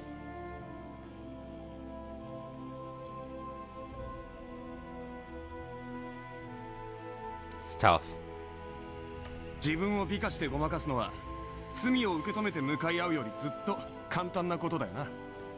Dressing the situation up and trying to lie, and lying to yourself is far easier than facing your sins. 私自分をごまかしてなんかいませんから。 I'm not lying to myself. Tawada-san looked back at me with an expression that said she was completely done. It made me feel sick, looking so proud, even after committing murder. Wasn't she just too weak to break up with Kurosawa? Regardless of her reasons, they don't justify murder. Shouldn't Kurosawa have had the right to live? 真実なんてわかりませんよ。 You don't know the truth. 匠くんは死んでしまったんだし。 Takumi-kun is already dead. わからないものはどうしようもないですよね。 So there's no way to learn anything more, right? それに最近じゃ匠くん私とまともに話すこともなくなっていたから。 Besides, These days, Takumi-kun hardly even spoke to me. 聞いてもきっと何も言ってくれなかったと思います。 Even if you asked, I'm sure he wouldn't have said anything. そんなのわかんねえだろ。 You can't be sure of that, can you? ええ、わかりませんよ。 That's right. もう That's right. I can't. Not anymore. でもだったらあなたが同じ立場にいたら違うことができたんですか？ But if you were in the same position, would you have done anything differently? 私は私にできる最善のことをしたんです。 I did the best I could. この選択に後悔はありませんよ。 I don't regret my choices. よくもまあ抜け抜けと。 How can you feel no shame? 十和田さん、 Tawada-san? The next moment, before I could say anything more, Yuki-chan opened her mouth. もう一度だけ確認するわ。 I want to confirm this once more. それ本心で言ってるのね。 That's how you truly feel, is it? はい。 Yes. Tawada-san spoke resolutely. Her eyes were as clear as a blue summer sky. Yuki-chan, on the other hand, had a chilling glimmer in her eyes, like an intense snowstorm. じゃああんたは否定したわけだ。 Then that means... 好きな人と過ごしてきた楽しい時間を、思い出を、存在を。 You denied the memories and existence of the happy times you spent with the man you loved. いえ、それだけじゃない。 No, that's not all. その人と出会ってしまった偶然さえ、 You even あんたは否定したんだ。 You even denied the circumstances that caused you to meet him. まるで最初から全て間違っていたかのように。 As if everything was a mistake right from the start. Yuki-chan's scathing words caused Tawada-san's ample smile to stiffen in an instant. In that moment, Yuki-chan looked angry. Her face was bursting with intense fury from the bottom of her heart. さっきの話を聞いていて思ったんだけど、 I've been thinking about the story you just told us, but あなた最初から最後まで自分の主張ばかりよね。 everything from start to finish was based on your own claims, wasn't it? もしくは思い込み。 That or your assumptions. 相手がどう思ってどう感じていたかなんて全然聞こうともしてない。 You never tried listening to him at all. You have no idea how he felt. 自分の勝手な価値観で相手の気持ちを邪推してあれこれ考えて自分の判断だけで良かれと思う道を選んでる。 You doubted his feelings based on your own arbitrary values, and after thinking it through, simply chose the path you alone thought was best. そして相手にも強制してる。 And then you forced it upon him. 何言うんですか？ Okay, well, Miyuki's also taking a pretty hard stance against her story. Put that 2 in the column for people that say you can't murder even if you're being abused. I mean, I'm not... Okay, don't get it twisted. I'm not saying murder is okay or anything. I'm just saying...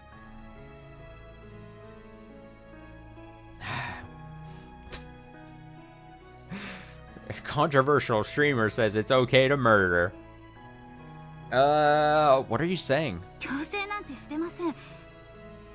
I didn't force anything upon him. 我慢を強いていたのはむしろ If anything, he's the one who forced me to endure. 彼は頼んだの？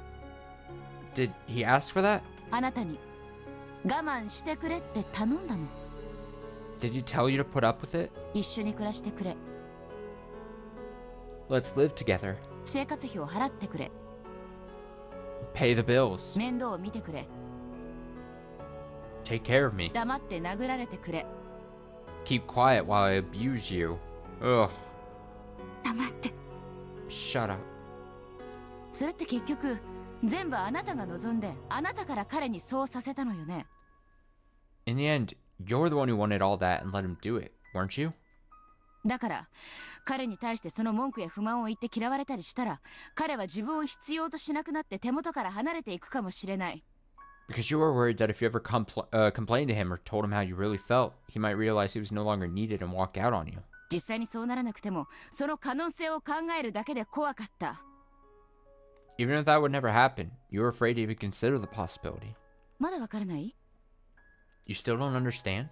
あなたはどんなに辛くても彼の一番の理解者である自分でいたかった。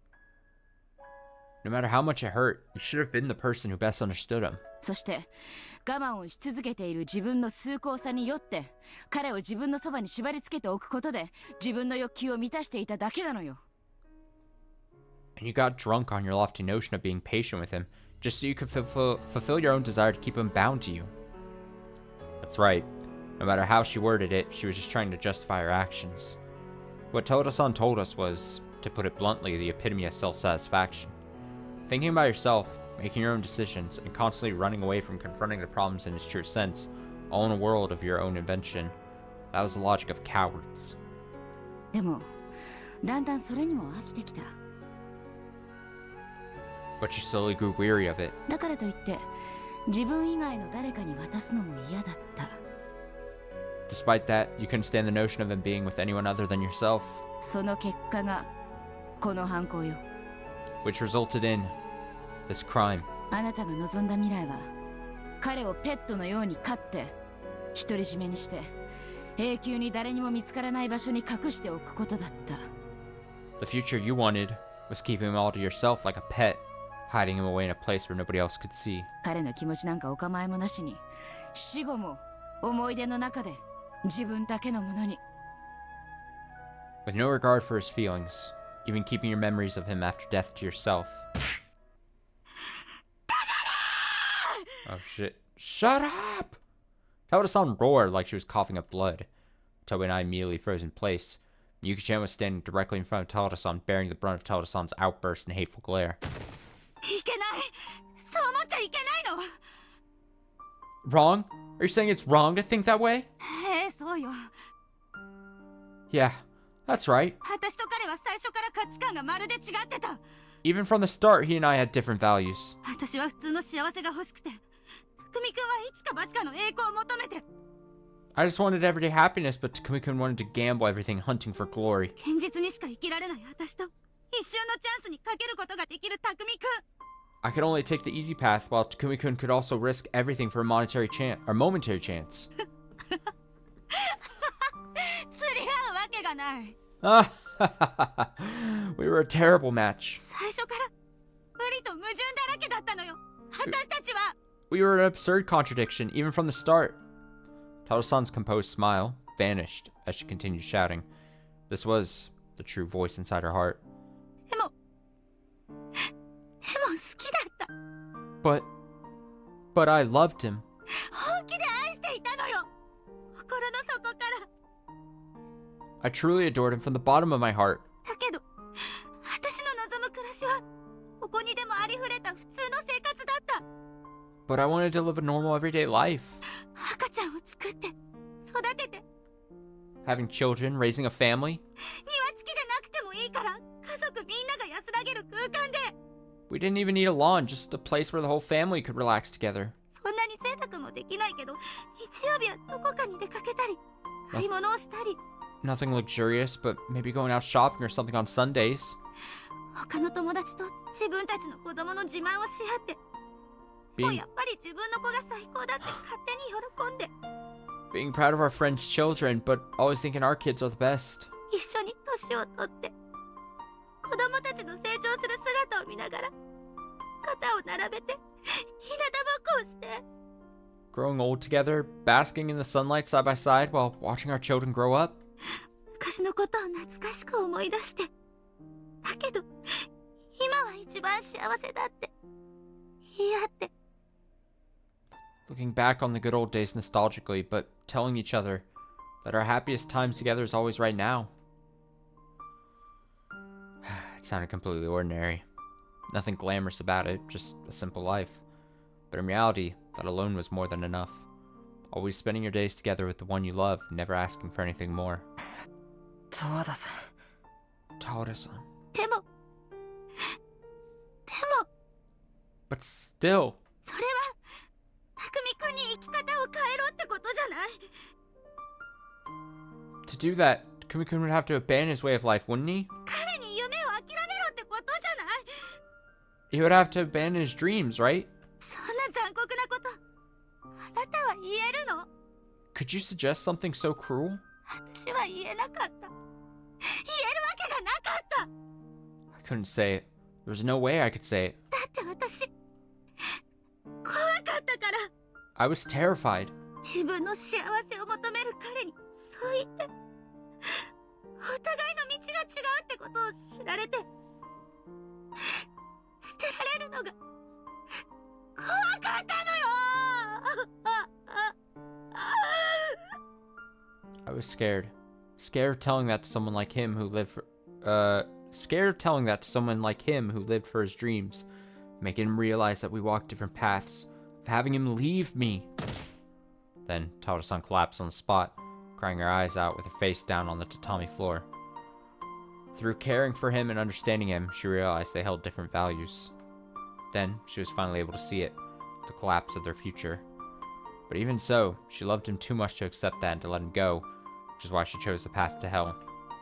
In the face of her unthinkable sorrow and despair, there was nothing left for any of us to say. Sorry, I'm itching my eye there. Okay. Just then. ねえ、トワダ。 Hey, Taura. そんなに言うんなら、死んだ人間に聞いてみればいいじゃないか。 If things really are as you say, why not ask the deceased directly? Huh? 忘れたのかい？ Have you forgotten? ここは死者の住む村さ。 This is the village where the dead dwell. ここでなら、死んだ人間と話すことくらいわけないよ。 It's a simple matter to speak to the dead here. Huh? Sasaki-san stepped in front of us while we were still in shock, knelt down next to Kurosawa, and put a hand on his forehead. What the 本 hell? 当にあんたの思っている通りだったのか。 Was it truly? Just as you thought? それを本人の口から直接確かめればいいさ。 Let's hear it directly from the man in question.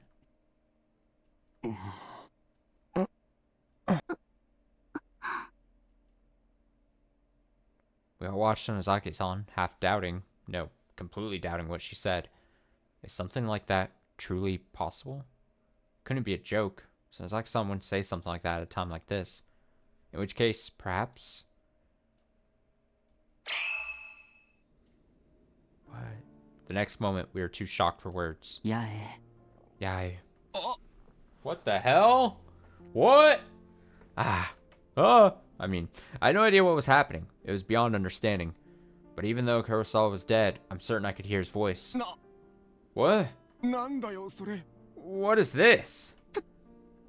たくみくん。 Takumi-kun. This was the first time I'd heard Kurosawa's voice. But it's familiar to Taura-san. She could tell after hearing only a single word. Yae. ごめんな。 Yae. I'm sorry. お前のことを俺すっげえ苦しめてたんだな。 You were suffering, thanks to me. 本当にすまなかった。 Really, I'm sorry. 何？ What? どういうこと？ What do you mean?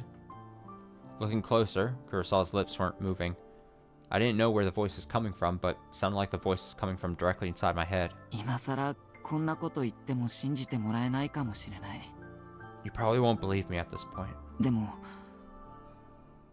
俺本当に自分が嫌だった。 But honestly, I hated myself.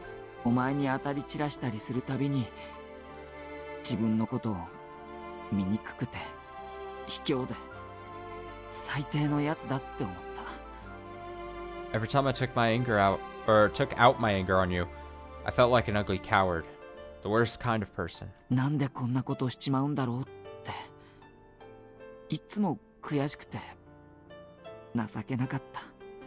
I'd ask myself how I allowed this to happen, and I'd feel miserable and regret it afterwards. 何よこれ。 What is this? Taura-san stared at Kurosawa, dumbfounded. I couldn't believe it, but I couldn't shut my ears. At a time like this. カッとなるとすぐお前に暴力を振るってしまう。 I resorted to violence against you anytime I lost my cool. そんな自分が嫌でたまらなくてずっと自分を変えたかった。 I hated myself for it, and I wanted to completely change myself. お前のそばにいるために俺は最善の努力をしようと何度も誓った。I vowed that I'd do my utmost to stay by your side so many times. でも誓っても誓っても嫌なことがあるたびにすぐにその誓いを破ってしまう自分がどうしようもなく惨めで。 But despite constantly telling myself that, I couldn't help but break that vow anytime something unpleasant came to pass. How utterly pathetic. 俺が死ぬほど殴りたかったのは八重じゃない。 It wasn't Yae I wanted to beat to death. 俺自身だったんだ。 It was myself. 匠くん、 Takumi-kun, 何言ってるの？ what are you saying? Taro-san passionately gazed at Kurosawa's corpse. Though Kurosawa's corpse didn't stir, I could clearly hear his voice. 俺さ、お前に見限られるのが怖かった。 I was afraid you'd give up on me. 気づいてたよ。お前が普通の幸せを求めているってことは。 I realized that you were just seeking everyday happiness. でも、今さら俺にそんな生き方ができるかどうかわからなかったから。怖くて、迷って、決心がつかなくて。 But I wasn't sure if I could turn over a new leaf and live that lifestyle after so long, so I got scared.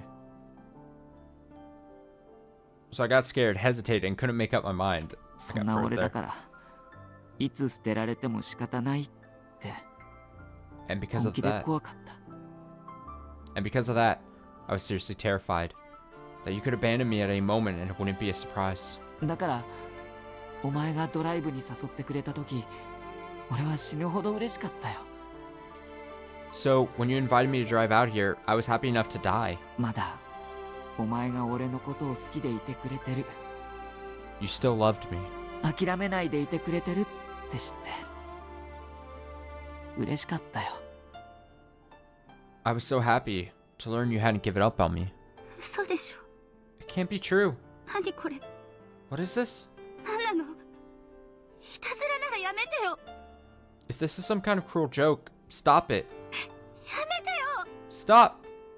Tauda-san incoherently muttered to herself while staring at Kurosawa's corpse, like she couldn't even see the rest of us. このドライブで、俺、お前に報告したいことがあったんだ。 There was something I wanted to tell you on this trip. もう、夢は諦めるって。 I was ready to give up on my dreams. いつか約束しただろ。 Didn't I tell you back then? 夢とお前とどっちか選ばなくちゃいけないことになったとき、俺はお前を選ぶって。 When you asked me if I could ever choose between my dreams or you, I choose you. I chose you. 約束、果たそうと思って。だから、俺、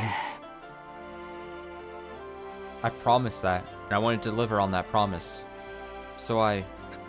匠くん？ Takumi-kun? 大変な状況ってのがどんなのかよくわかんねえけど。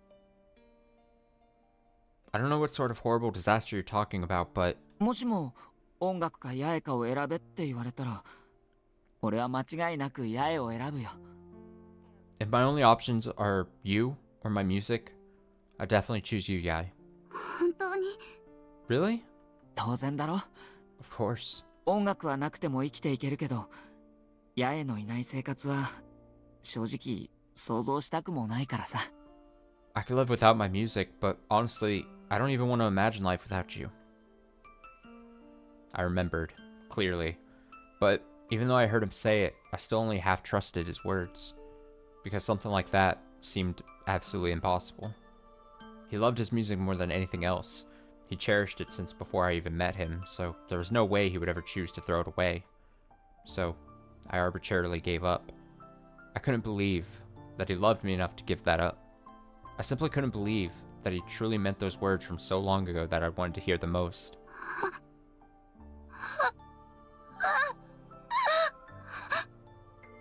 バイトじゃなくて、ちゃんとした会社に勤めようと思って。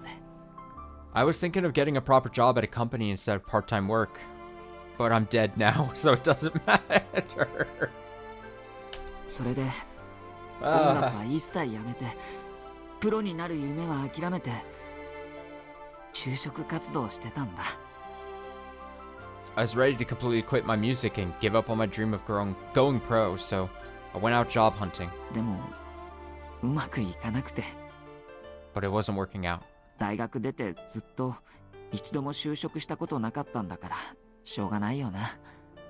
I never got a real job after leaving college, so it's no surprise, really. 毎日面接官に鼻であしらわれたり、ひどいこと言われたりして断られ続けて。 Every day, interviewers would turn their noses up at me, saying terrible things that they shot me down. それが苦しくて、またお前に当たったりして。 It was painful. 悪かったよ。 It was painful, and I took it out on you. Sorry. How painful, how humiliating. For someone praised so much by others, it must have torn him to pieces. I understand. I understand because I know him that well. But he was actively trying to choose me, despite the shame it put him through. He chose this gloomy, worthless, contemptible woman who didn't even believe in him to the bitter end. 嘘だ。 That's a lie. 嘘だ嘘だ嘘だ。 Lies, lies, lies! そんなの信じない。私はもう信じないって決めたんだ。 I don't believe this. I already decided not to believe in you anymore. I want to believe, but I don't. Not after all the pain he put me through. Not after I struggled, worried more, until I finally resolved myself to put an end to it all. So there's no way I'll believe this was the result. As I kept shouting inside my heart, I forcibly dug through my memories of betrayal, doing what I could to support a heart on the verge of collapse. But even so, all of that was brushed aside as a vision of his smile floated inside my head. And then... 八重。八重。お前のことが好きだった。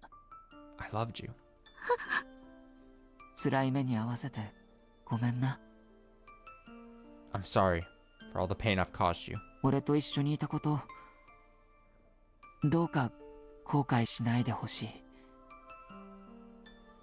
I'd like to say I don't want you to regret the time we spent together. そんなこと言えないよな。ごめん。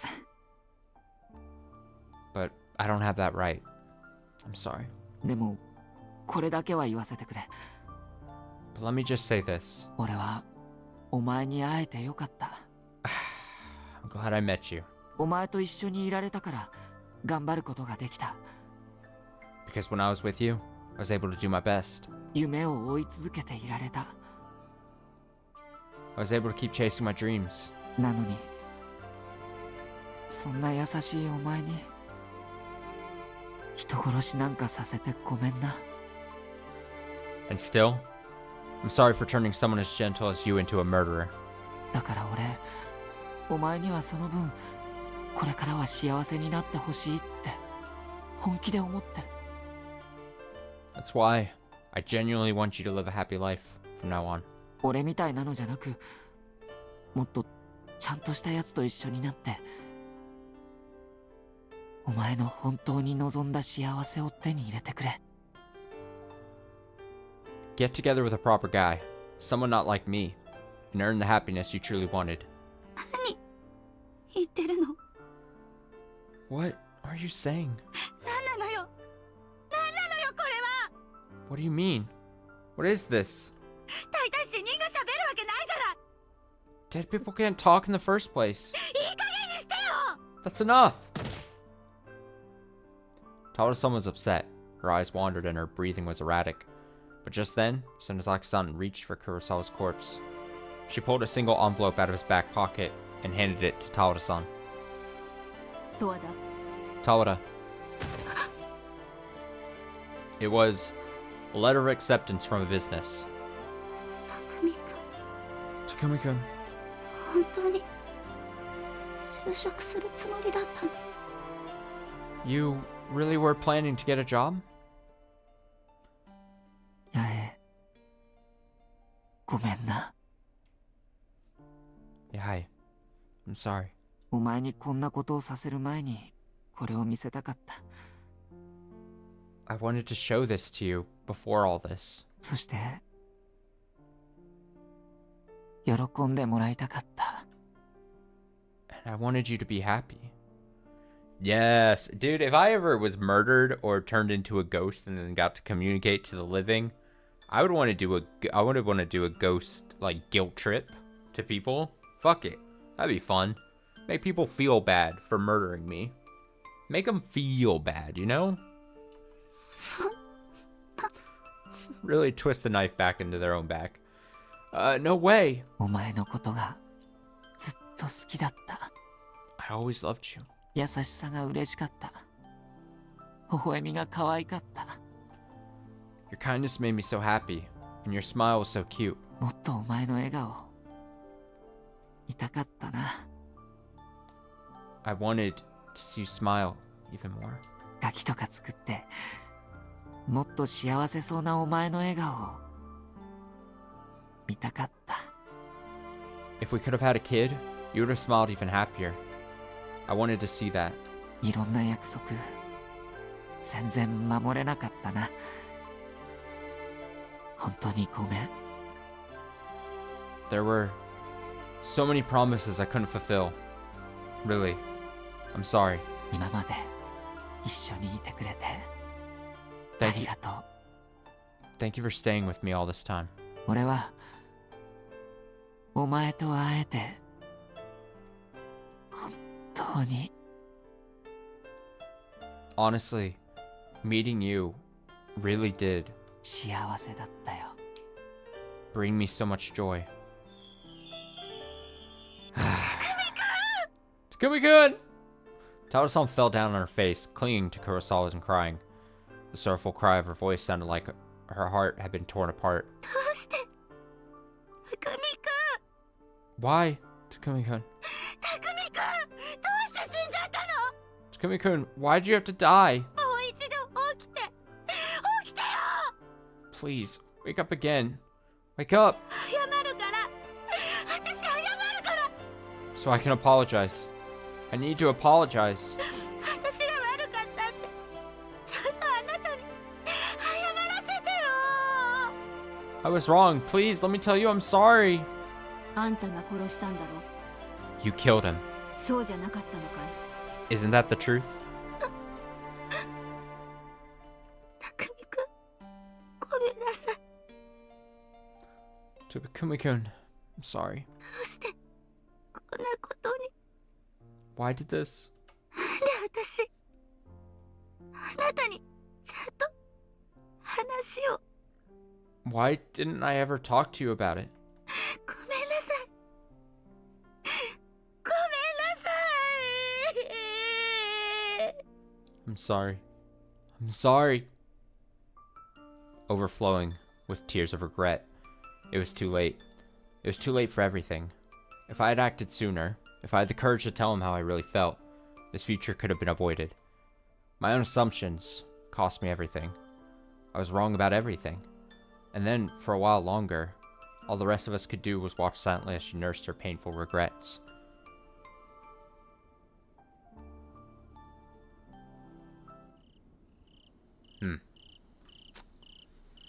4 a.m. Taro-san was still sobbing while holding Kurosawa's hand. She was still suffering from the knowledge of her sin, born from the resentment, hate, and love she felt for Kurosawa all this time. ところで最後にあんたのことを聞こうじゃないか By the way, still haven't heard your story, have we? Sonozaki-san turned toward Miyuki-chan's knapsack.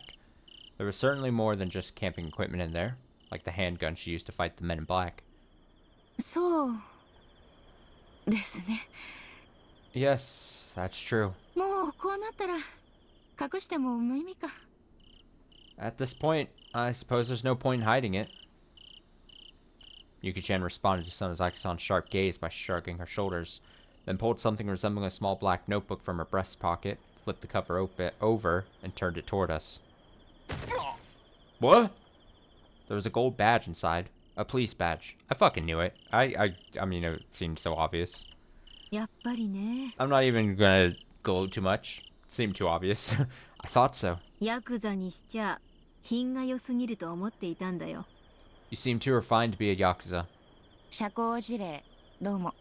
Thank you for your flattery. 龍之介さん、今まで隠していてごめんなさい。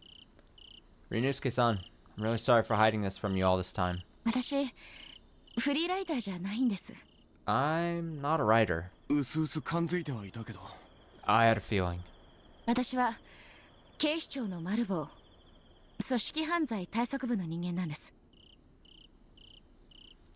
I'm a member of the Metropolitan Police Department's anti-yakuza, organized crime division. 数週間前に沖宮で起きた園崎組組長暗殺事件の捜査をしていて。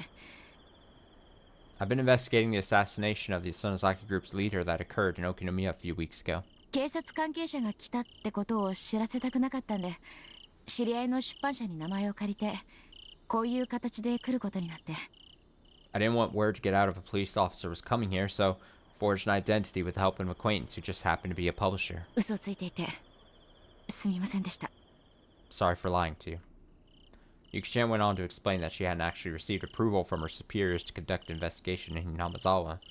As a result, all her activities up until this point were technically done in her time off, which was another reason she had to conceal her identity when coming to Hinamazawa.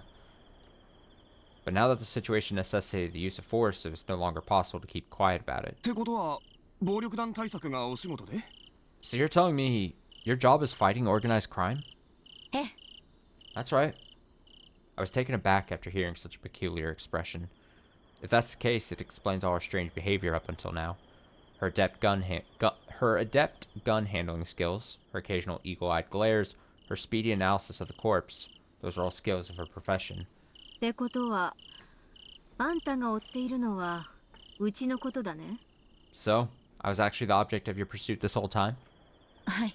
Yes. こんなところで園崎さんに会えるとは夢にも思いませんでしたけどね。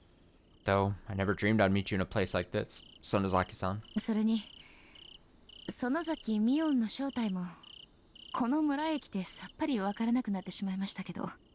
Besides, even after coming here, I still don't understand the true identity of Mion Sonozaki. Sonozaki-san made no effort to respond to that inquiry and stifled a laugh. Honestly, I felt relieved to learn Miyuki-chan's real identity.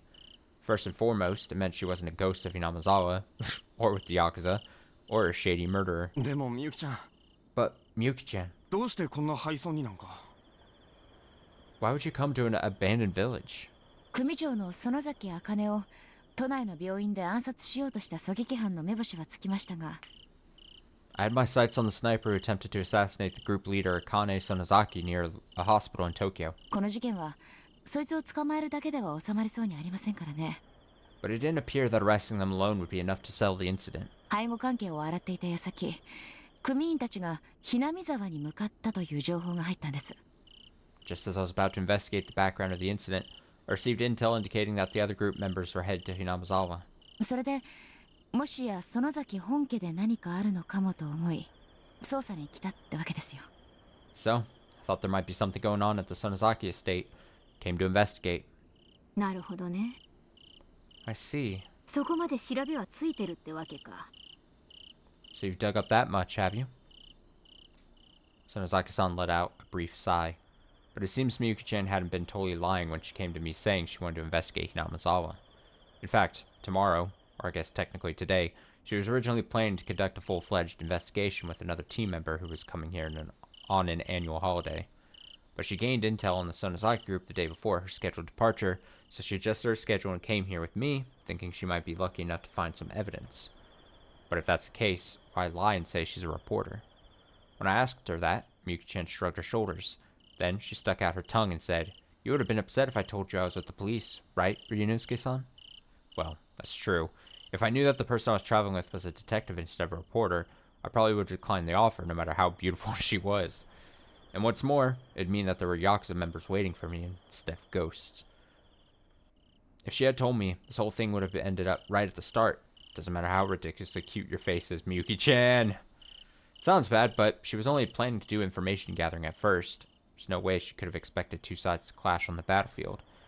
But whether it was bold or reckless, considering her position, there was nothing I could say. ちょっと待ってください。 Please, wait. それじゃあミオンさんは You're ヤクザの組長なんですか？ You're telling me Mion-san is a Yakuza boss? そうじゃないけど。まあ似たようなもんさね。Not quite, but well, something like that. What? でもどうしてこんな誰もいない村にヤクザの組長みたいな人が？ But why is someone like a Yakuza boss in this abandoned village? 反町は知ってるだろうが、うちの組は昔ここら一帯では相当な力を持っていてね。Surmachi probably already knows this, but long ago our group held considerable power in this area. ちゃんと話すと長くなるからかいつまんで言うけどさ。It would take forever to explain it properly, so let me summarize. And so, Sonozaki-san began her story. 先代が死んだ時、私が次期当主として園崎家をまとめるはずだった。When the former head of the Sonozaki family died, I was supposed to be the new leader. Oh, hit the wrong button. だがまだ若すぎるってことで、その役目は私じゃなく母さんが担うことになったんだ。But they decided I was still too young, so the role went to my mother instead of me. そいつを面白く思わない奴がいてね。There are people out there who didn't like that development. 古くからの組の重鎮を中心とした一派が出て分裂したんだよ。A section of old heavyweights within the group split off into their own splinter faction. それじゃあ、そいつらがミオンさんを狙っていた黒服の連中ですか。 Does that mean those men in black were targeting you, Mion-san? その通り。Precisely. 奴らは私が園崎本家を古式にのっとった正当な形で継承してないなんてイチャモンをつけてきてる。Those men are trying to prevent me from being named the successor in accordance with our ancient traditions. あれは園崎家の内部抗争ってわけか。 So, this is an internal conflict within the Sonozaki family? I thought back on the men in black who were here earlier and shivered. In that sense, they're even worse than ghosts. だったらミオンさんが正当な形で継承すればいいわけですよね。 So, Mion-san, does that mean you become the successor as long as you follow the traditions? おいおい、そんな簡単なことじゃねえだろ。 Come on, it's not that simple. そうでもないさ。 Not really. 園崎家の家宝さえ手に入れりゃ、私が古式にのっとった正当な継承者って認められることになる。There exists a family heirloom passed down between leaders of the Sonozaki family. As long as I can obtain it, I'll be recognized as a legitimate successor, according to our ancient traditions. そのありかを知っているのは正式な継承者だけだからね。Because only the true successor knows its location. 家宝 Family heirloom? それじゃ園崎さんが西宮殿で探していたものが。 Is that what you were looking for in this ritual storehouse, Sonozaki-san? そうさ、神霊。 Indeed, a small bell. 代々園崎家当主が物事の取り決めの決着の際に振ったものだよ。For generations, the Sonozaki family had its settled arguments with the shake of that bell. 神霊のありかを知っているのは先代当主園崎お涼亡き今私だけ。 And with the passing of the previous head, Oryu Sonozaki, only I know the whereabouts of the bell. と言っても私も正確なありかは知らなかったりするんだけど。 Although, even I don't know the precise location. 私が知ってたのは古出神社の西宮殿の中にある巻物にありかが記されているということだけさ。 I just know that a scroll found in the ritual storehouse of the Furude Shrine tells the precise location. I looked at the scroll casually rolled out on the floor. So, that's why she was reading that thing so intently. そしてもう一つ。 And there's one more thing. 御三家の家宝の一つ、玉はじきの刀がどうやら神霊を手に入れるための鍵になるということ。 There's an heirloom of the three families, the Tamahajiki sword, which is apparently the key to reaching the bell. As she said that, Sonozaki-san held up her sword. これで分かっただろう。 So, you understand? 黒服の連中は分裂した一派。 Those men in black are from the Splinter faction. 奴らは私に神霊を見つけられたくないだけでなく、この無人の廃村で私を叩き切り、一気に決着をつけるつもりなんだろうよ。 They don't want me to find that bell, and they intend to settle things once and for all by killing me here in this abandoned village. それじゃもしかして俺たちの車がなくなったのはあいつらの仕業？ If that's the case, are those people responsible for our cars disappearing too? 多分ね。 Probably. 十和田に襲いかかったのも私の味方だと勘違いしたからだろう。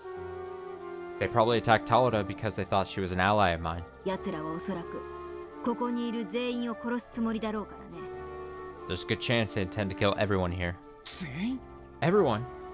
悪いことをしている時に顔を見られたら殺す。 If they see your face and think you're doing something wrong, they'll kill you. うちらの世界じゃよくあることだよ。 It's a common occurrence in this world of ours. A common occurrence. Those words drove home how she'd been living in a completely different world. It's easy enough to say, but what can we do? That said, we're out of options. I'm here together with the Yakuza and the police. All I can do is rely on them. That being the case, I'm better off sticking with the police.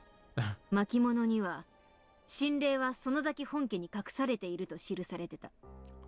According to the scroll, the bell is hidden in the Sonozaki family's main house. 私はこれから本家へ向かうよ。 So at this point, I'm going to the main house. 私も一緒に行きます。 I'll go with you. Huh? みゆきちゃんも You too, Miyuki-chan. ミオンさんを阻止するため、敵は必ず本家に現れるはず。 Our enemies are likely to appear at the main house, intent on stopping Mion-san. 本来なら沖宮の警察に向かって援軍を頼みたいところですが、そうも言っていられないでしょう。 I'd originally planned to request reinforcements from the Okinomiya Police Department, but looks like that's not an option. I could see fierce resolve on Miyuki-chan's face. It seems like she's willing to risk her life to secure evidence of these guys' wrongdoings. Of course, there's still the option of waiting for the investigation team that was supposed to accompany Miyuki-chan. But, considering that battle earlier, there was a good chance that these guys had suspected the police's involvement, meaning they'd hide everything and pull out. And if that happened, the police would be letting a big fish right out of their net, so she had no time to waste. Then, Sonozaki-san had a huge grin on her face like she had figured out Miyuki-chan's intentions. じゃじゃ馬だね。 My, you're an unruly girl. どうも。 Thank you. Felt like I could feel Sonozaki-san's unyielding spirit through her smiling face. Perhaps Miyuki-chan's reckless behavior reminded Sonozaki-san of her past self. 荒川さんはどうしますか？ How about you, Arakawa-san? どうするってお前 Are you actually serious? If I went along with Miyuki-chan, what could I do? Since we were all in the same boat, did that mean we had no other choice but to throw ourselves into the middle of a Yakuza conflict? 龍之介さんたちはどうします？ Ryunosuke-san, what would you like to do? ここにいた方が安全だとは思いますが。 I think it would be safer to stay here, but... いや、私たちがここにいるのは分かってるんだ。 No, they know we're here. 奴らは早晩、人手を増やしてまたここへ来るだろうね。 It's only a matter of time until they come back here, with even more men. 素人だからって奴ら、手加減はしないよ。 And they won't go easy on you just because you're civilians. So in short, they'll kill us if we stay here. ここは意表をついて敵の本陣を突く。 But they'll never expect us to attack their stronghold directly. 敵は桶狭間にありってね。 We can use that to our advantage. つまり、あんたたちも一緒に来た方がまだマシだと思う。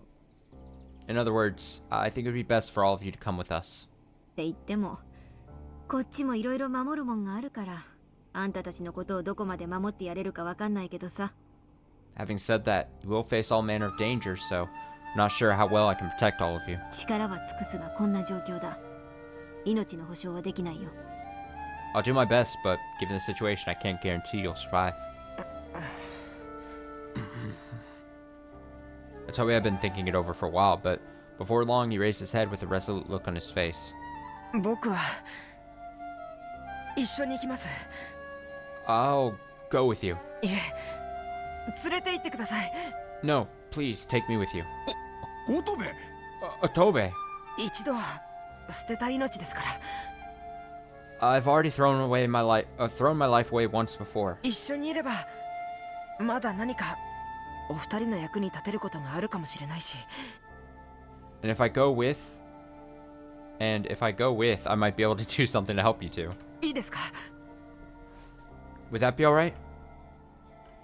Hold on. When did he start sounding so dependable? 荒川はどうする？ What about you, Arakawa? もちろん俺も行きますよ。 Of course, I'll go too. みゆきちゃんに万が一のことがないよ。俺が誠心誠意しっかり守ります。 Even if the odds are against us, I'll do everything in my power to protect Miyuki-chan. Really though, given our recent history, I'll be the one needing protection. Miyuki-chan carefully looked me over, with an expression that seemed to say, "Are you really okay with that?" Well, she's probably feeling guilty about getting me involved, but no matter what, I'm a man. I'm prepared for what's coming. 雨、止んだようだね。 The rain seems to have stopped. It was starting to get a little brighter outside the window. The sun was beginning to rise and the birds had started to sing while they were up all night.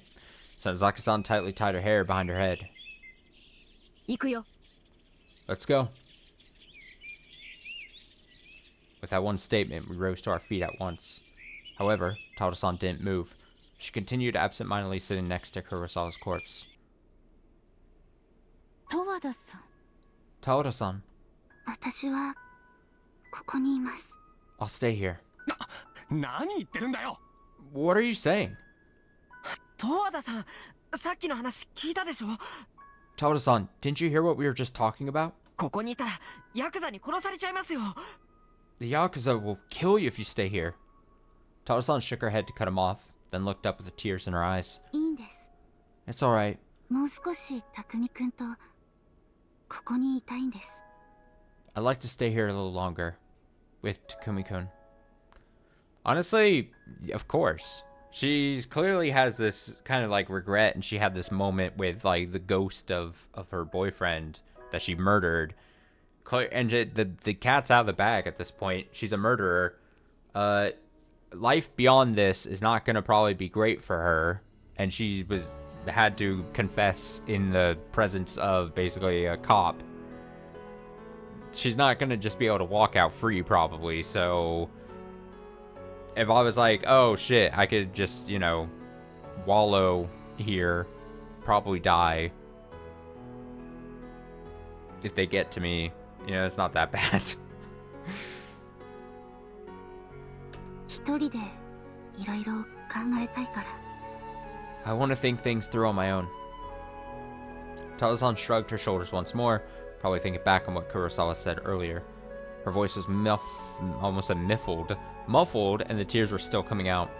でも But, 好きにさせてやりなよ。 let her do as she wishes. ミオンさん。 Mion-san. あんたに扱えるとは思えないが、はったりくらいにはなるだろう。 I don't think you'll be able to handle this, but maybe you'll be able to use it as a bluff. As she said that, Sonozaki-san gently handed her a handgun. As she said that, Sonozaki-san gently handed her a handgun? Probably him a handgun, right, Tobe? Oh, her. Oh, no, he's talking to Tauta. She's talking to Tauta. My bad. That makes more sense. I thought for some reason she just ignored Tauta and was like, here, a Tobe. Tauta-san deeply bowed her head, with huge tears still filling her eyes. ありがとうございます。 Thank you, very much. Tauta-san turned her body back toward Kurosawa's corpse again. Even though his lips weren't moving, she intently gazed at him as though she could hear him speaking. It seemed like she was trying to repent for her actions, but it also seemed like she was trying to quietly communicate once more with the love she had lost. Either way, it wasn't our place to interfere. So, we made our way out of the assembly hall, leaving Tauta-san behind. Oh, is that it? Oh, what a good stopping point, too. I was about to say, I was gonna have to wrap it up soon.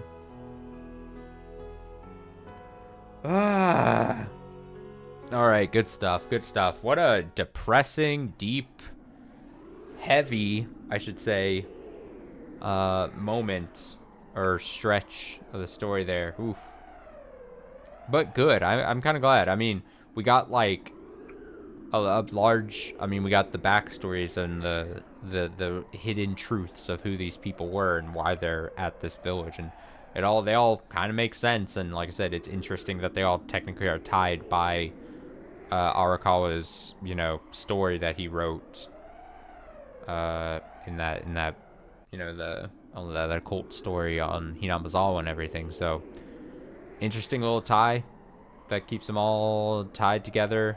It's that trope of like, you know, a bunch of characters coming together and them secretly having like a tie that they didn't know about, sort of thing. I like that generally when they're done well. Let's see. Today is Tuesday. Next time we'll read Higurashi will be Saturday, I'd imagine, during the day. Like I said, I think we're pretty close. I would have to try double checking somehow, but I think we're pretty close to finishing this. So I think if we read on Saturday a good amount of time, I think we might be able to finish this arc.